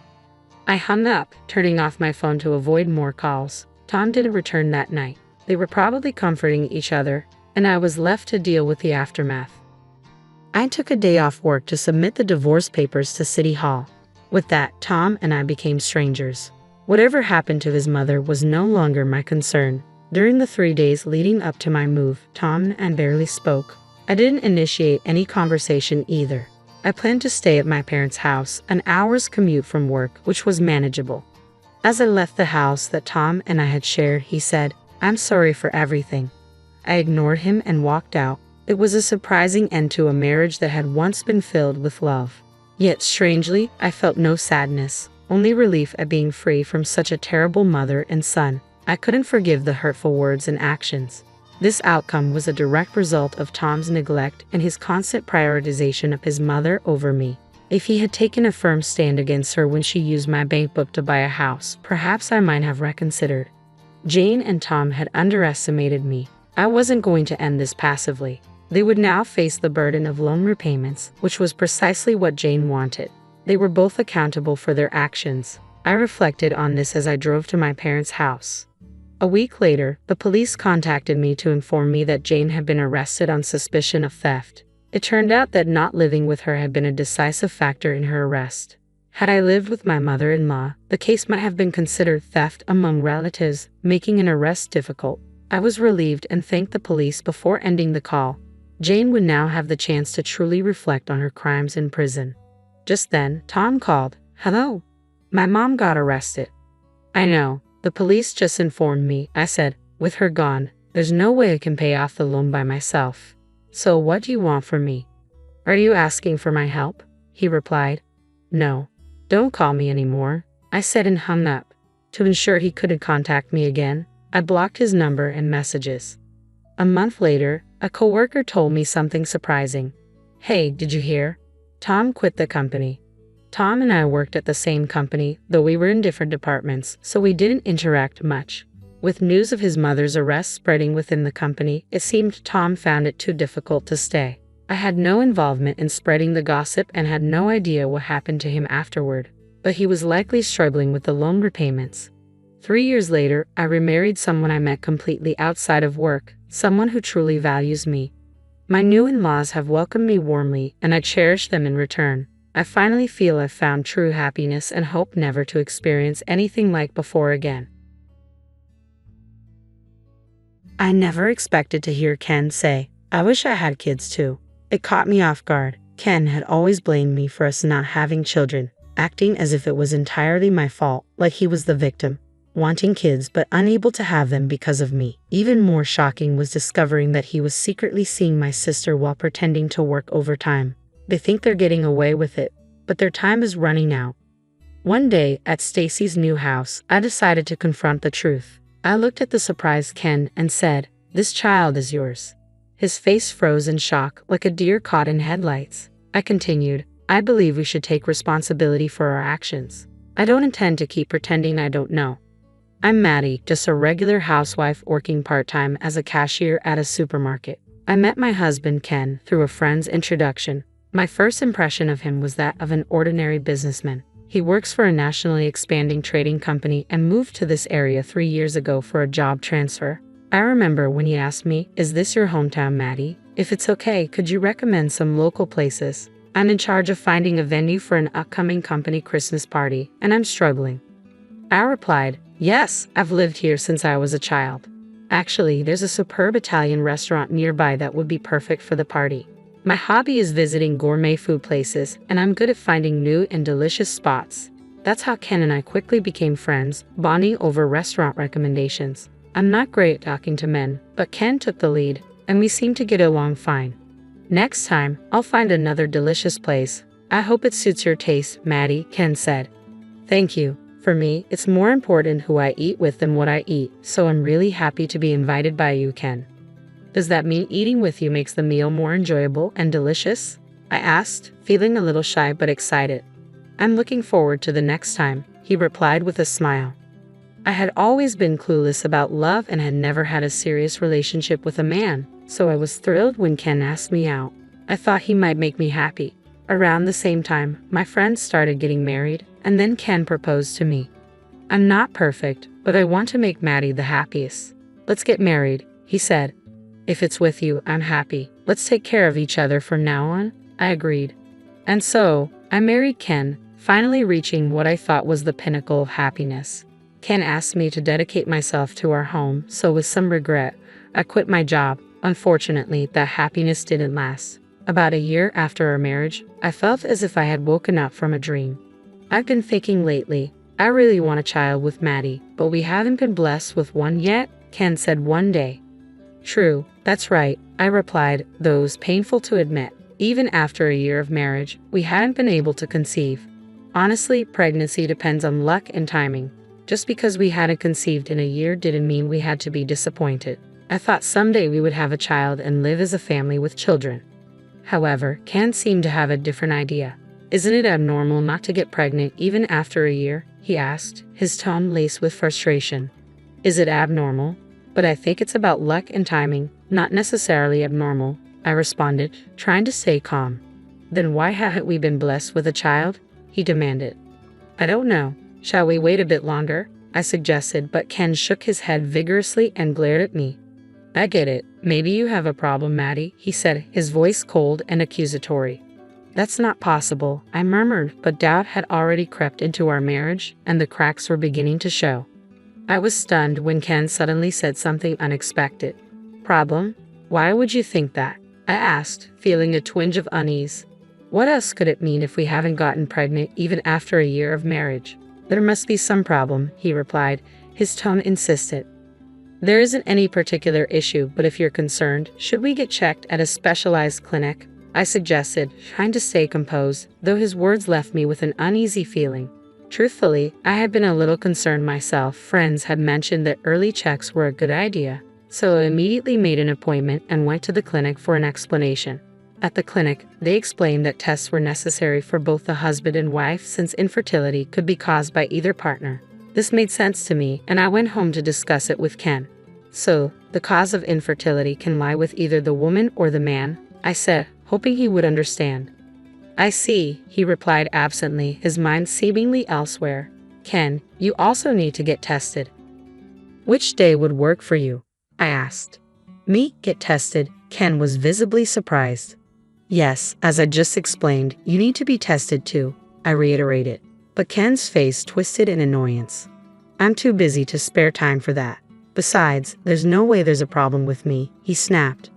I was curious as to why he was so certain, but I decided it would be pointless to argue. So, I spoke as calmly as I could.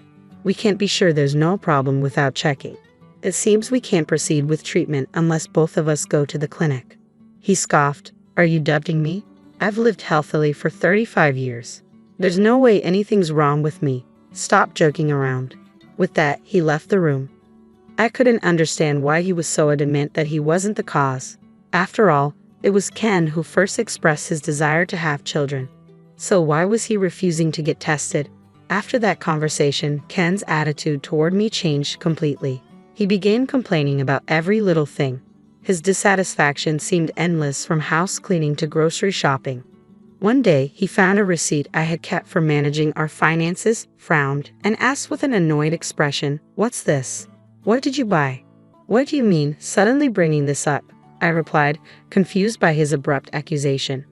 "Spending this much at the supermarket, you must be wasting money," he said, his voice dripping with disdain. "Wasting money," I echoed, feeling the sting of his words. His criticism was relentless, and I couldn't help but wonder what had happened to the man I married. "I always buy a week's worth of groceries at once, which is why it costs this much. It's always been like this," I explained, trying to keep my voice steady. But Ken slammed the receipt down on the table. "Excuses are no good. I've heard some housewives manage a monthly food budget of $150. Maybe you need to try harder," he retorted. Keeping the food budget to $150 was nearly impossible while ensuring we had nutritious and balanced meals. Since getting married, I had been doing my best to prepare delicious meals within a limited budget, focusing on both health and cost. But Ken didn't seem to appreciate the effort. "Actually, when I lived alone during university and even as a working adult, it never cost this much for food," he said dismissively. "But living together as a couple naturally increases expenses," I replied, trying to reason with him. "Excuses are a sign of incompetence. If you can't manage household duties properly, then working outside is out of the question," he snapped. I had quit my job when we got married because Ken wanted me to stay at home. But now, with a smirk, he added, "That's right, someone who can't even manage household duties has no business working outside." His words cut deep. I thought to myself, I didn't realize you could be so cruel. "What's wrong? Are you going to say I'm the bad one?" Ken continued. "The wives of my colleagues all have jobs. You're probably the only one who doesn't work." He criticized me by comparing me to people I had never even met. Before we got married, Ken had never spoken this way, but now things were getting worse by the day. I couldn't understand when or why he had changed so much. It was difficult for me, with no special skills or recent experience, to suddenly start working. The pressure to find a job and the constant criticisms from Ken were causing my stress to accumulate day by day. But I knew that clashing with Ken wouldn't solve anything, so I suppressed my frustrations and tried to get through each moment as best I could. One day, while I was at home, my smartphone chimed with a notification. "That smartphone is annoying," Ken muttered. "Sorry, I'll put it on silent," I replied quickly. "Do you even have friends who would contact you?" he sneered, turning a simple notification into yet another criticism. "It's from my sister," I said quietly, trying to hide how much his words stung. "I have a sister who is 3 years younger than me. Although we aren't very close, we maintain a moderate relationship. We've always been quite different in personality and interests, which has made it challenging for us to connect deeply. In the past, she often involved me in her schoolwork and club activities, which sometimes felt like a burden." "Your sister Stacy, right? What does she want?" Ken asked. "Stacy had a baby," I replied. "Oh, she mentioned before that she wanted you to bring me to meet her baby," Ken said. "Yes," I confirmed. "We briefly met when I visited my parents. The baby was adorable. Actually, we've been invited to their new home." "That sounds nice. I'd like to see Stacy again after such a long time," Ken said, showing an unusual interest. It was rare for him to express interest in meeting my family or friends, so I decided not to dwell on it too much. We planned to visit Stacy and her husband John's new house. John, like Ken, is a busy businessman, but he was home when we arrived. "We're here," I announced as we entered. "How are you feeling, Stacy?" "I'm fine, thank you for coming," Stacy responded warmly. "John is here too." "Yes, I took the day off," John said with a smile. "I'm actually on a 3-month paternity leave. It was tough to arrange work." "Well, you've been so busy and hardly home these last 2 years," Stacy noted. "Yes, I feel bad for making you feel lonely during that time," John said kindly, looking at Stacy. Stacy, the clingy one, and John, the dependable one, seemed like the perfect couple. Stacy cradled the newborn and offered her to us. "Do you want to hold the baby? Just make sure to support the head firmly." As I gently held the baby, I could smell her faint, sweet scent. Ken leaned in and murmured, "She's so cute. I wish I had a baby too." Given Ken's secret, I was stunned to hear him say that. I knew this was the perfect time to address it, so I decided to speak up. "What? Isn't this child yours?" I said loudly, intentionally drawing everyone's attention. Ken's eyes widened in surprise, and Stacy and John looked at me in disbelief. "Come on, stop with the insensitive jokes," Ken said, clearly flustered. "Why would you say that? It's impossible for this child to be mine." Stacy argued, "That's ridiculous. Why would you think that?" They probably thought I was making baseless claims, but I knew more than they realized. "Actually, I know everything," I said. "John is here, but can we discuss this now?" John, sensing the seriousness in my tone, suggested, "Let's hear what Maddie has to say." "Thank you," I said, looking at Ken. "You always talked about wanting kids." Ken looked taken aback by the sudden focus on him. "Of course, it's natural for a man to want his own children," he replied. "True," I continued. "But why would that mean Stacy's child is mine?" Ken asked. "What does that have to do with anything?" I pulled out my laptop from my bag. "You borrowed my old computer once, remember? You said yours was being repaired." "Maybe I did, but what's your point?" Ken asked, his expression growing uneasy. "When you returned it, you forgot to log out," I said. Ken's face turned pale, and he was at a loss for words. "No way," he muttered. I had been suspicious of Ken's behavior for a while, his sudden apartment changes, coming home late every night, claiming to work overtime. It all seemed odd. When I got my computer back, the pieces began to fall into place. I was stunned when I stumbled upon Ken's new emails on my computer. The messages I read revealed plans to meet up with someone. Ken, upon seeing my reaction, was incredulous. "Not logged out? That's impossible," he exclaimed. "I can't believe you're accusing me of not logging out after using someone else's computer. Do you even know how to handle work properly? Not logging out is a sign of incompetence." "Please stop, Ken," he pleaded, but I wasn't ready to back down. "I've noticed changes in you and Stacy. If necessary, I can read the emails out loud right here." Ken's face went pale as he abruptly stood up, attempting to snatch the computer from me. I held onto it firmly. "Taking the computer now is pointless," I said. "The data is already saved. Save your effort." Frustrated, Ken shouted, "Just because of a few emails, you think you can accuse me of an affair? That's not enough evidence." I responded, "I've been suspicious for days. I could have confronted you earlier, but I expected excuses. That's why I gathered solid evidence before confronting you." I pulled out my smartphone and opened a specific app.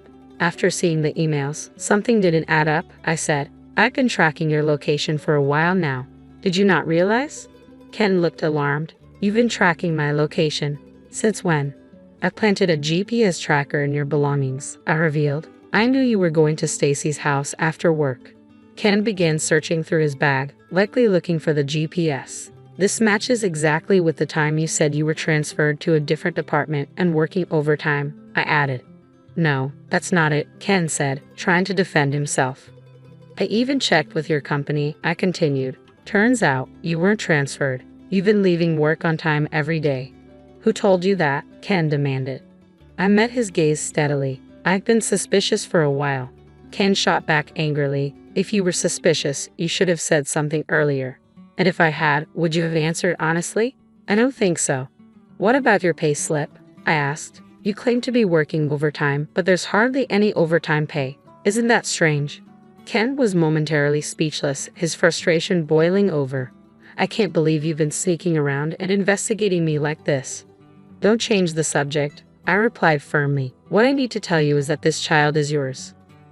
John, who had been listening in, looked visibly shocked. "Is it true that Stacy and Ken have a relationship and that this child is Ken's?" he asked. "I'll explain everything," I said, "but first, let me show you something." Stacy quickly jumped in. "It's just Maddie's wild imagination. She's been watching too many TV shows or movies." Stacy's denial only fueled my resolve. "Can you still say that after seeing this?" I asked, pulling an envelope from a file and holding it up. John looked at the envelope with confusion. "What is that?" "This is the result of a DNA test," I explained. "They're quite accessible these days, so I decided to get one done." "Does it show a parent-child relationship?" Stacy asked, her voice betraying panic. "Yes, it does," I confirmed. I had it done by a reputable institution, so there's no mistake. But results can be fabricated, Stacy argued. If you doubt it, so be it, I said. I haven't even opened this envelope since it arrived yesterday evening. Ken's curiosity was piqued. How did you manage to get a sample for the test? I used the tissue that I wiped the child's mouth with when I visited my parents' home, I explained. I carefully cut open the seal with a knife and revealed the test results. This is the test result. Ken's eyes widened in shock. You mean this is real? Yes, I confirmed. The test result clearly shows that Ken is the father.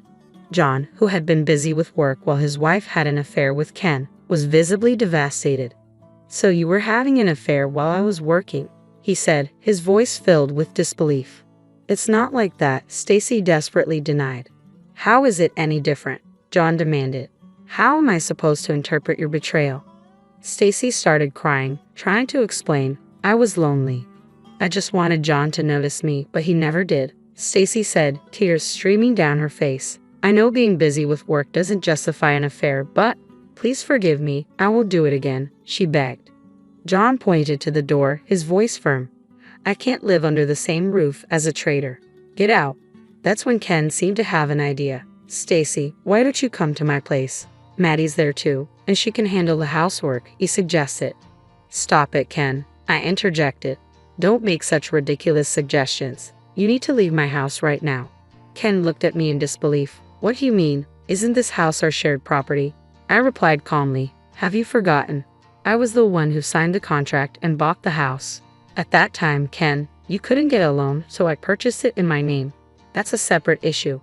Ken argued. Couples are supposed to support each other. I was fed up with his attempts to use lofty words about marital support to his advantage. Enough. Just leave. You're better off with Stacy. You're no longer needed in my life, I declared. In the end, Ken and I decided to divorce. Despite his reluctance, I didn't budge. I hired a divorce lawyer, initiated the process, and demanded fair compensation for my emotional distress. Ken lamented, I can't possibly pay this much. I retorted, you need to take responsibility for your actions. Aren't you ashamed, especially as a parent? Later, Ken married Stacy, but their relationship quickly soured. The initial thrill of the affair faded, and they seemed to be at an impasse. I continued to receive endless complaint emails from both Ken and Stacy, each filled with grievances about the other. Unable to bear their incessant contact, I eventually blocked them on my smartphone. They should be focusing on paying the compensation rather than wasting time on these complaints. Gossip spread quickly about their affair. Stacy complained about being unable to find a part-time job because of the rumor, but it was a consequence of her own actions. Ken, too, faced difficulties. He was losing contracts and credibility as people were unwilling to work with someone involved in such a scandal. He might have finally realized the severity of his actions, but it was too late. He was overwhelmed by the responsibilities of raising his child.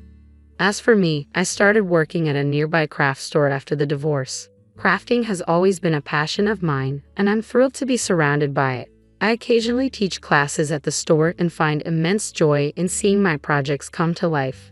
Sharing this joy with others has become a source of great satisfaction for me. Mama hasn't eaten and she's collapsed. I received an urgent SOS from my 6-year-old granddaughter, who lives with my daughter and her husband. Her desperate call left me stunned. Mama had shared her own food with me, so she hadn't eaten anything herself. Grandma, come quick. Help. My granddaughter's message was frantic, saying that my daughter could only moan weakly and seemed barely able to speak. I grabbed my car keys, praying for my daughter's safety, and rushed out of the house.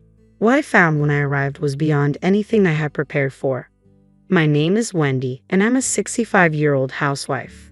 Since my husband, who was 5 years older than me, passed away 2 years ago, I've been living alone in our now overly spacious home. Thanks to an inheritance from him and my own savings from working until I turned 60, I have no financial worries. My only daughter, Holly, is married and lives about an hour away with her husband. The highlights of my life are their occasional visits, especially when they bring my granddaughter, Lynn. After Holly graduated from university, she moved to Paris to pursue a career fueled by her passion for the French language. There she met Ted, who was working for an international company. They married and eventually returned to the United States. Once back, Holly chose to become a full-time homemaker to support Ted, and soon after, they welcomed their daughter, Lynn. Ted graduated from a prestigious university and now works for a leading tire company, which gives him an elite status, though he has faced many challenges along the way. His father struggled with job stability, frequently changing positions, which put a strain on their finances.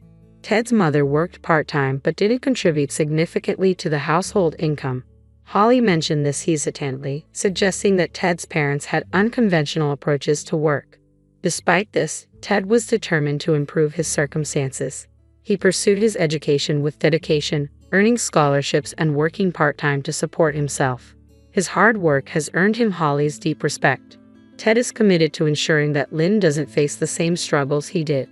He is determined to save money and provide her with the freedom to choose her own path. She described him as a warm-hearted person. While it might seem self-serving to praise my own daughter, Holly truly is bright and kind-hearted. She has a good relationship with Ted, even though his parents are somewhat unconventional. Lynn has been growing up happily, and I had no cause for concern. However, there was a moment when I sensed something was wrong with Holly. It was when Lynn was 4 years old. During one of their visits, Holly appeared unusually drained. I asked, "What's wrong? You look pale. Are you feeling unwell, or is something bothering you?" "Well, there's a small concern," Holly admitted. She had been sending $700 a month to Ted's financially struggling parents, but they had recently asked for more without Ted knowing. It turns out my father-in-law had quit his job again. "That's troubling. It's challenging for just you and Ted to bear this burden," I said. Holly wanted to save money for Lynn's future, but it was becoming difficult with the ongoing financial support for her in-laws. She considered getting a job, but Ted had told her, "I often go on business trips, so I prefer you stay with Lynn. I want to support my parents since they're family, but I'm worried about how long we can sustain this situation." Hearing this, I felt uneasy and somewhat doubtful. I considered how I might assist and shared my idea with Ted. To my surprise, he welcomed the suggestion and agreed without hesitation. I was relieved at the time, but things didn't go as smoothly as hoped. 2 years later, a new issue emerged. Ted was assigned to work abroad and would be stationed there alone. His parents, concerned about Holly and Lynn managing on their own, proposed that they all move in together. Though Ted wanted to respect Holly's wishes, his parents' insistence made it difficult for her to refuse. Consequently, they decided to live together for the year until Ted's return. Knowing the challenges Holly had faced with her in-laws, I made it a point to stay in regular contact and check on her. "It's okay. My father-in-law's new job seems to have a good environment. It might work out this time, and since Ted helped him find it, that's a positive sign." Despite her reassurance, a mother's intuition, or whatever you might call it, told me that something was off with Holly's tone. Then communication from her abruptly ceased. I tried reaching out multiple times, but all I got were voicemails and no replies. After 6 months of Ted being away, I finally managed to reconnect with Holly. "Hello, Holly. I'm relieved to finally get through. Summer is almost over. How are you doing?"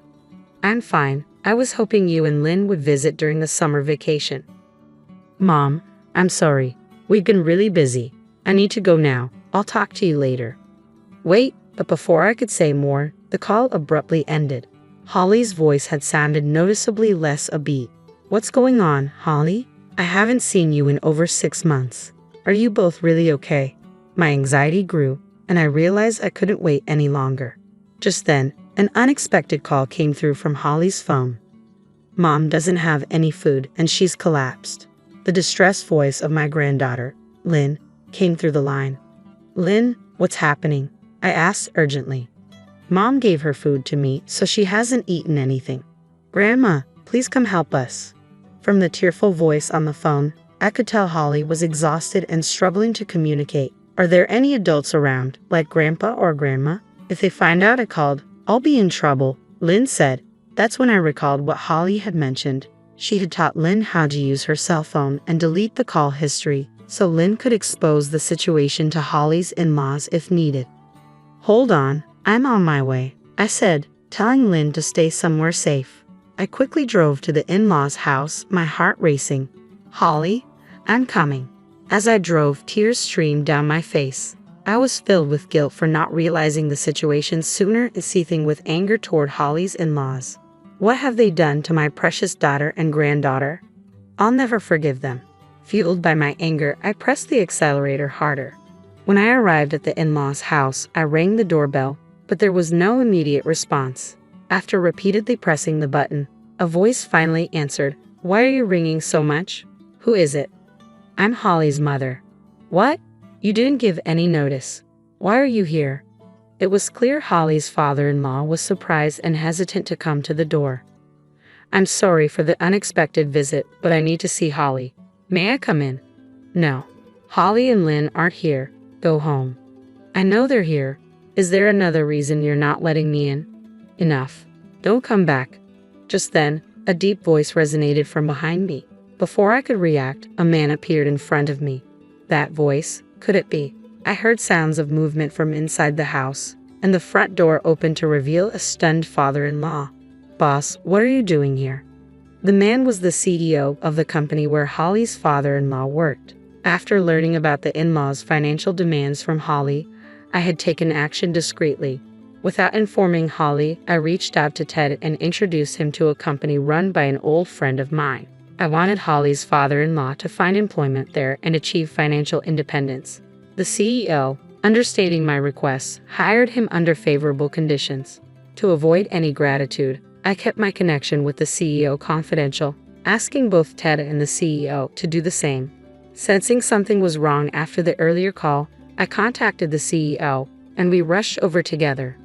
The CEO said, "I'm here to speak with you." "Let me in," and walked into the in-laws' home. The father-in-law stood there, stunned and speechless, as I tried to follow. Holly's mother-in-law emerged from a room and blocked my path. "You have no right to come in."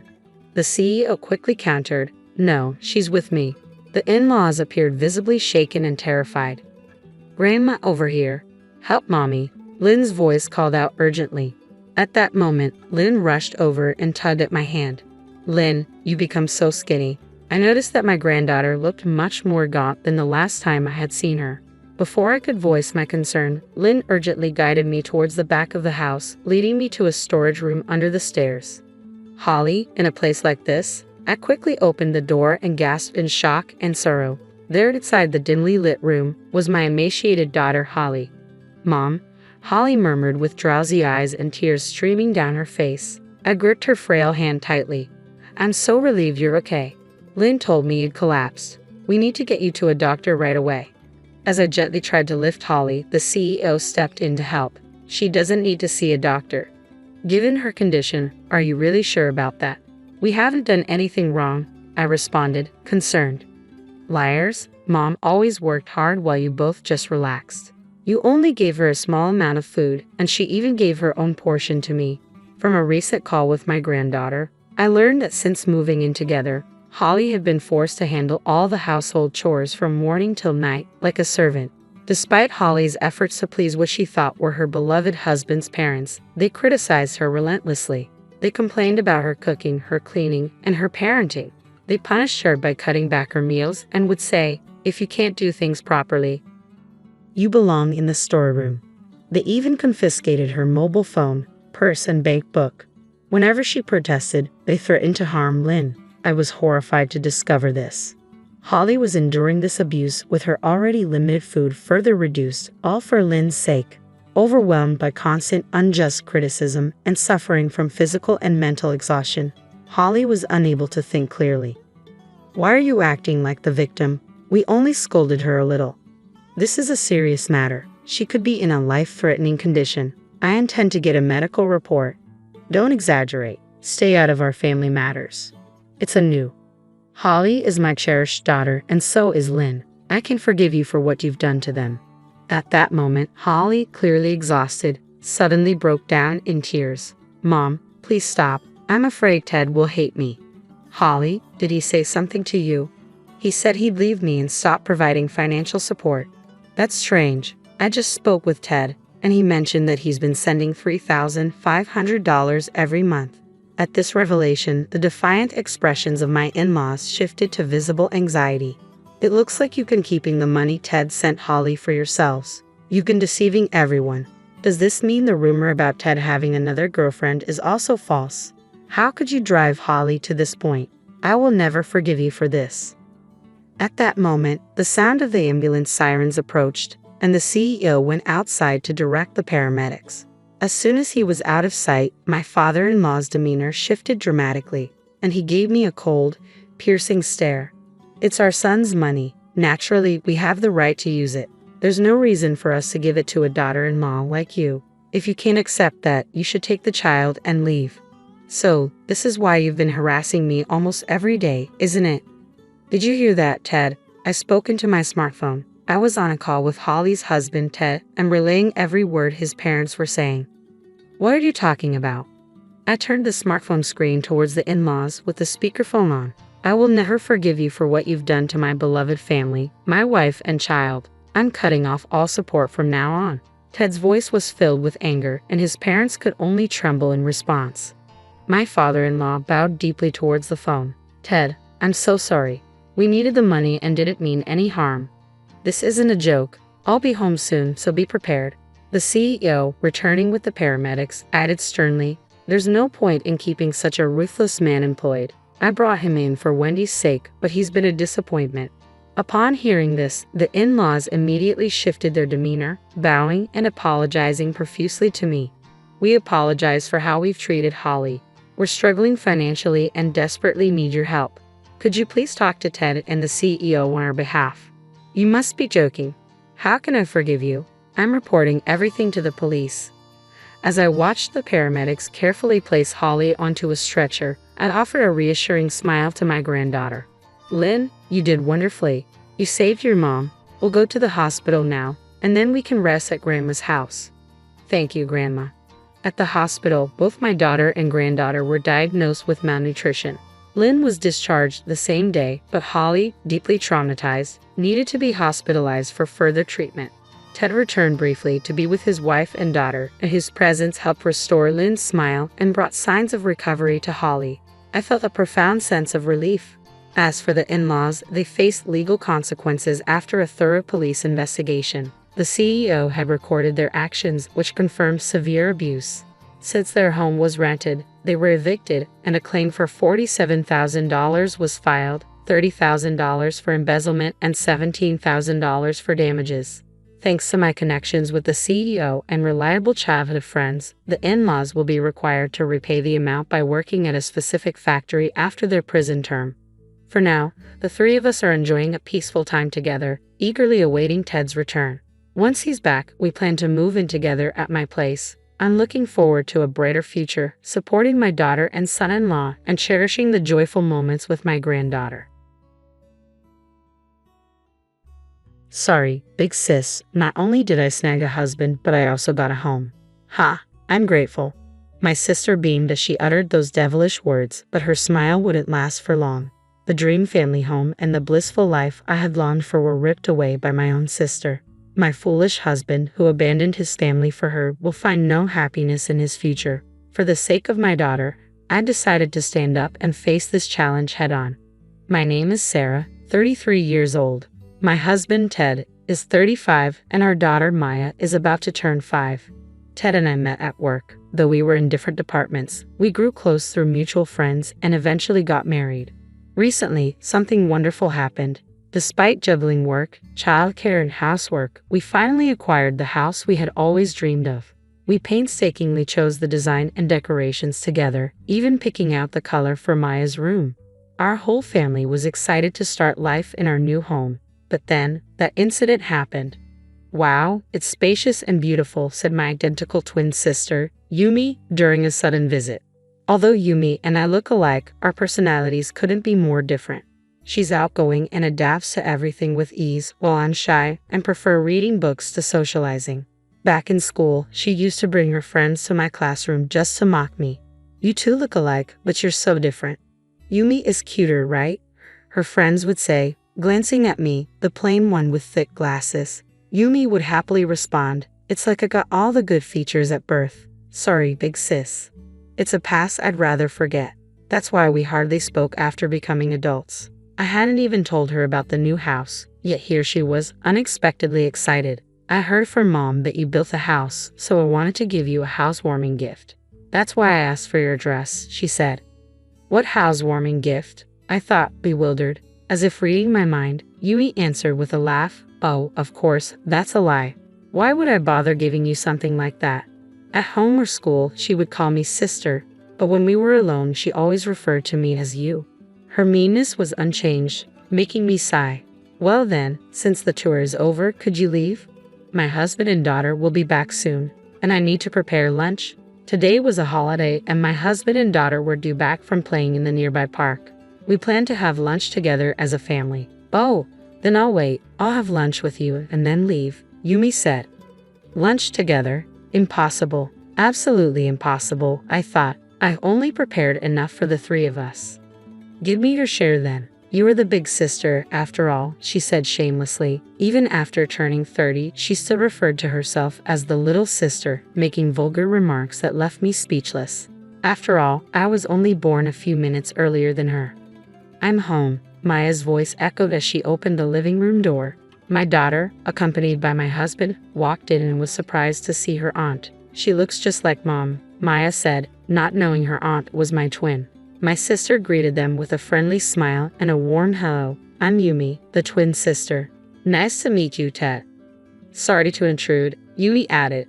Ted, having heard about my sister, was surprised to see her there but seemed pleased. Yumi, with her long eyelashes, distinct colored eyes, and perfect makeup, looked younger than her actual age. Her hair was curled, and she dressed to accentuate her figure. Meanwhile, I had spent the weekend in pajamas, my hair casually tied up and messy, with a tired face, no makeup, and thick glasses. It was clear that my sister appeared more beautiful and charming. Unable to assert myself in front of Maya, we ended up having lunch together. My sister ignored Maya, kept talking to Ted, and laughed loudly. Ted, you're so funny and stylish. Handsome too. You must be popular. So, why with my sister? She said, looking back and forth between Ted and me. My husband is sociable, fashionable, and popular at work with a bright personality. He was naive in relationships as I was his first, so he was easily deceived by my sister. No, not at all. I'm not popular. Well, you're the cute and popular one, Ted stammered. What a high school-like exchange. It was unpleasant. My much-anticipated holiday turned into a series of tolerances. Oh me, I'm not popular at all. I always attract weird guys, Yumi said. I recently broke up with my boyfriend, who I had been living with.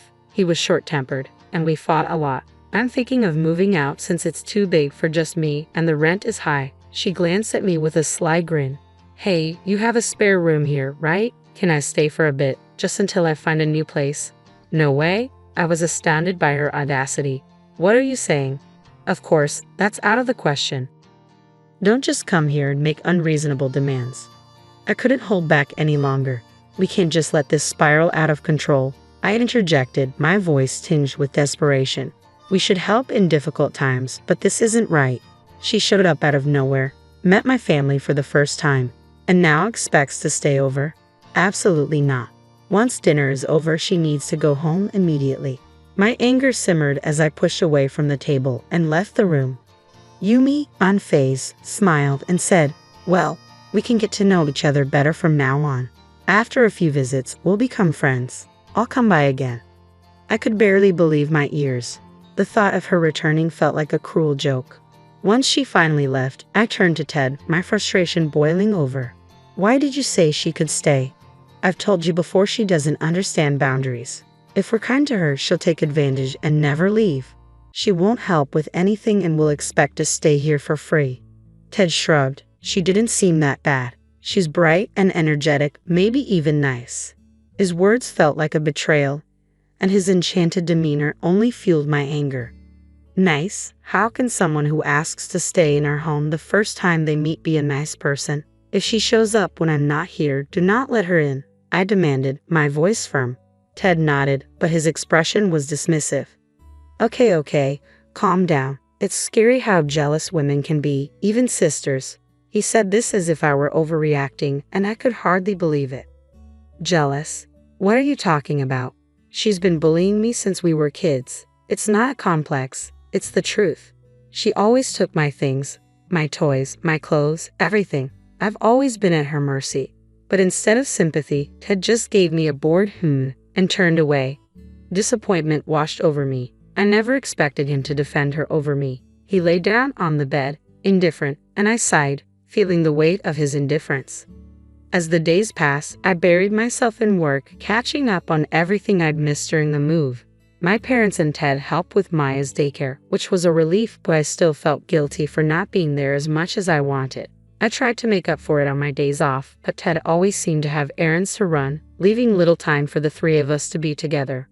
One night, I came home exhausted from overtime and was greeted by an unwelcome voice. "Welcome back, big sister," Yumi said, her voice dripping with mockery. She was sitting in my living room, boldly drinking despite the promise not to let her in. It was 9:00 p.m., and my daughter was already asleep.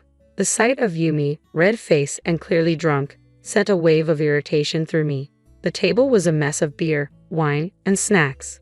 "Why are you here?" I demanded. "I told you I'd come back, didn't I? Besides, is it really okay to leave your husband and child alone until this late?" Yumi replied, feigning concern. Ted chimed in. "Her ex-boyfriend has been showing up at her place. Yumi's scared to go home." "Then why not go back to our parents' house?" I asked, my patience wearing thin. "No way. They'll just lecture me about getting a job and straightening out my life. I like it here, and Ted is here," Yumi said, gazing at my husband with a look that made my skin crawl. Ted, tipsy and oblivious, seemed pleased by her attention. "Fine. If you're going to sleep in the living room, at least clean up afterward. I'm going to take a bath and go to bed," I said, too exhausted to fight anymore. As I checked on Maya, who was sleeping peacefully, the sounds of laughter from the living room only deepened my irritation. I couldn't believe how foolish and distasteful it was to see my sister cozying up to my husband and him enjoying the attention in front of his own wife.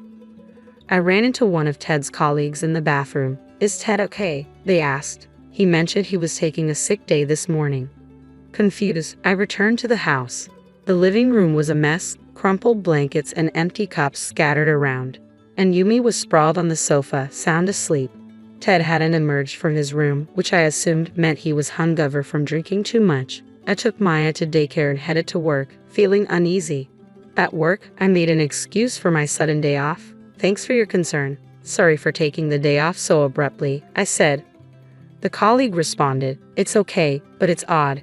Ted's been taking a lot of days off lately and making more mistakes." That unsettling feeling from the previous night lingered.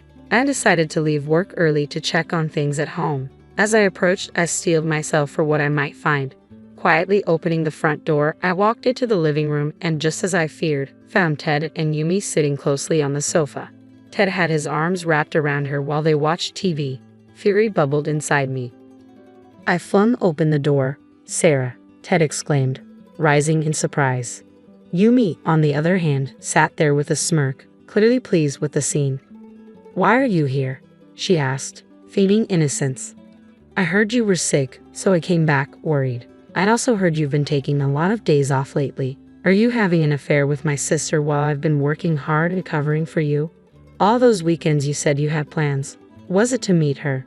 Ted, looking panicked, raised his voice in defense. "Do you have any proof of us meeting?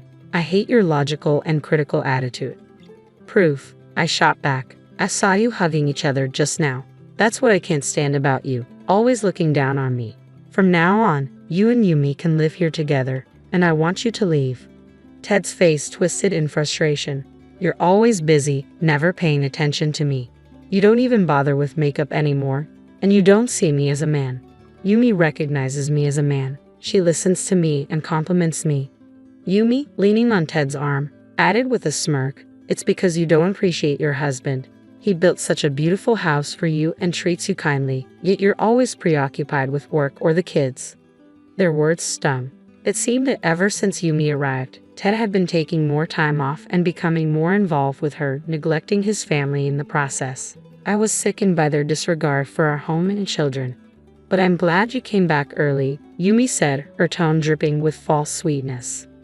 "I had planned to have a serious talk tonight. My lease was nearly up and I intended to move my things over tomorrow. But my self-centered sister had other plans." "Sorry, sis," she said with a carefree smile. "Looks like I'll be taking your husband in your house." Her lack of remorse was infuriating. Ted continued with his excuses. "I wanted Maya to live with us too, but Yumi is scared of suddenly becoming a mother, so you'll have to look after her for a while." His priorities were clear. He valued his own happiness over mine and our daughter's. I understand, I replied, my voice cold as I headed upstairs, craving solitude. My sister's laughter echoed behind me, further fueling my anger. But hearing my daughter's name sharpened my focus. I needed to fight for her. Taking a deep breath, I composed myself and reached out to someone on my phone. It was time to show that I was no longer the person I used to be. 30 minutes later, the intercom buzzed. Mom, Dad, why are you here? I was taken aback to see my stern-faced parents at the front door. Ted and Yumi looked shocked as they stood in front of them. My sister, furious, confronted me. Did you tell Mom and Dad? How childish to run to them as an adult. Be quiet, I snapped back, trying to maintain my composure. What are you two doing? My father asked, his usually calm demeanor replaced with a formidable anger. We're discussing a divorce, my sister retorted. This has nothing to do with you. Nothing to do with us? My father said, his voice rising. Our granddaughter's husband is having an affair with her own sister. We're absolutely involved. What are you going to do about this, Ted? My father demanded. Ted fumbled for words. Oh, well? Ted, I'm disappointed in you, my father said sharply. I thought you were a reliable man who would protect Sarah, but here you are, engaged in such foolishness. Ted's surprise was evident, only reacting after my sister nudged him with her elbow. I'm sorry, but this is a matter between husband and wife, Ted said, sweating. It's not so much about who's at fault, but that our relationship just wasn't working out. Are you saying it's my fault? I asked incredulously. We never had these issues before Yumi came along. If that were the case, we wouldn't have built this house. That's your opinion, Ted retorted. You got promoted, pretended to be busy, neglected housework and childcare, and didn't even bother with makeup. You didn't respect me as your husband. Aren't you ashamed? So you didn't like that I got promoted? I shot back. My promotion and maternity leave hurt your pride, so you pretended to be calm and helped with housework and childcare to hide your bruised ego. You're petty. Respecting a husband doesn't mean you have to hold back your own success. You've seen what Sarah is like, Ted said. She's hardworking and doesn't wear makeup. My mother tried to intervene. I hardly wore makeup even before marriage. Where is the Ted who used to love and adore me? No, Ted said firmly. Parents have no right to interfere in a couple's affairs. Please go home and take Sarah with you. My sister coldly handed me the divorce papers. Ted has already prepared the divorce papers. Just respond to them as soon as possible. I'll send the rest of your stuff later. How could you, Yumi? My mother asked, trying to stop her. Please, let us be. My sister said, pushing us out of the house. We're getting divorced, aren't we? I turned to Ted. Is this really happening? He nodded, as if it were the most obvious thing in the world. Yes, he said. You're so clueless, I said, feeling the weight of the situation. I'm keeping the house since it's in my name, I said firmly. I'll pay child support, but let's finalize the divorce. However, there's one more thing. If we're getting divorced and I'm leaving, you'll need to repay the $400,000 my parents loaned us for the house. I held at the loan agreement, watching their faces turn pale. When we bought the house, we had paid $100,000 from our savings, with my parents covering the remaining $400,000. The loan agreement was already in place, and it was a better deal than a traditional loan. My parents had suggested this arrangement, and we had both been grateful. But since I'll be staying in the house, it's only fair that you repay it. What are you talking about? Ted stammered. We discussed this, and my parents said it wasn't necessary to repay it. We're family. Family or not, we signed a loan agreement, I replied, my voice steady. It's unthinkable not to repay it. Our parents' money is important for their future. Just because we're family doesn't mean you can borrow money and not pay it back. Was your gratitude a lie? This is unacceptable to our parents who trusted you. Ted tried to argue. My father said not to worry about it. If we have more children, it would be hard to repay, so I thought it might be considered a gift. That's not how it works, my father said, his anger palpable. Even if that's true, I have no intention of giving a single penny to someone who has an affair with his wife's sister and abandons his own daughter and grandchild. Pay it back properly. Yumi, who had been listening silently, finally spoke up. I'm also a daughter. It shouldn't be a problem if I stay here. I'm not working right now, and I don't have the money. Be quiet, my father cut her off. You're no longer a daughter to me. You've always bullied Sarah, and now, as an adult, you're doing this. I'm cutting ties with you. They'll never show up again. My parents had long been aware of my sister's attitude, but her behavior had not changed one bit. Even as an adult, she still acted like a spoiled child. Since Yumi wasn't working and would struggle on her own, I decided to press for additional compensation. Since you're the reason for the divorce, you should pay me alimony for the mental distress. I'll have my lawyer contact you. Ted was left speechless, staring in shock. I grabbed my suitcases and walked out, my mother's tears stinging my eyes. "Sarah, I'm so sorry for all this," she said, hugging me tightly. "I never thought Yumi would go this far. I shouldn't have told her where you live." "Mom, it's not your fault. Her nature can't be changed," I reassured her. "It's refreshing to cut ties with her. I've also realized that Ted is just as self-centered as she is. I have no regrets now." "I'm sorry for involving you," I said. "Thank you for coming. I'll find a lawyer and make sure to recover the money. But for now, don't worry about the money. You and Maya come first. You must be exhausted today. Go pick up Maya, come back home, and rest." My mother nodded, her concern for me evident. "Take care of yourself," she said. "We'll handle this together." Feeling both mentally and physically exhausted, I decided to take a break at my parents' house. Their warm support was a comforting embrace during such a difficult time. I expressed my gratitude, telling them how much their encouragement meant to me. Their unwavering support gave me the strength to move forward. A few days later, I reached out to a lawyer who was a friend of my father's. I needed to address compensation for emotional distress, the repayment of the money my parents had loaned us, and of course, child support for Maya. Although I was concerned about the potential impact on my career, the news of my husband's affair with his sister-in-law and our impending divorce had quickly spread, leading to his social isolation.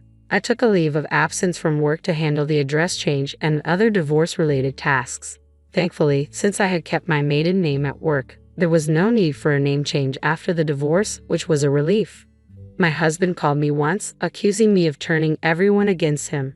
"Did you talk to my boss? You must have painted me as the bad guy," he said. "Well, I heard your boss's wife cheated on him, and now they're divorced. Maybe that's why your boss has been so tough on you. Do you finally understand how unreasonable you are and the trouble you cause others?" After saying my piece, I hung up the phone. Later, I learned that my husband had quit his job. I was relieved not to have to see him anymore. With no job and having used our savings to buy a house, he and my sister were forced to sell the property. Fortunately, they found a buyer quickly and repaid the money they owed my parents sooner than expected. However, they still face alimony and child support payments. Finding a new job proved challenging for him at his age, and he and my sister ended up living with his parents. Yet she remained unchanged, still refusing to help with housework or seek employment, only indulging in her own desires. His parents, exhausted by the situation, eventually asked him to leave. After the divorce, my ex-in-laws came to apologize. I couldn't help but feel a sense of irony and satisfaction when they finally moved out.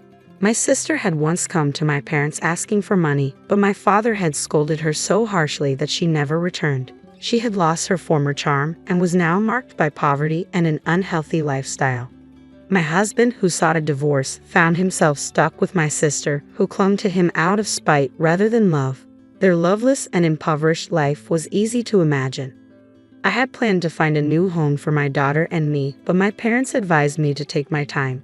We lived with them for a while, and my daughter's smile gradually returned, surrounded by their love. Thanks to their support, I excelled at work and was appointed leader of a new department. "Mom, you're amazing. You work so hard. I want to be a great woman like you," my daughter said, which was the greatest reward for my efforts. With my daughter's love and my parents' support, I regained my confidence and vowed to keep striving to be a mother she could respect.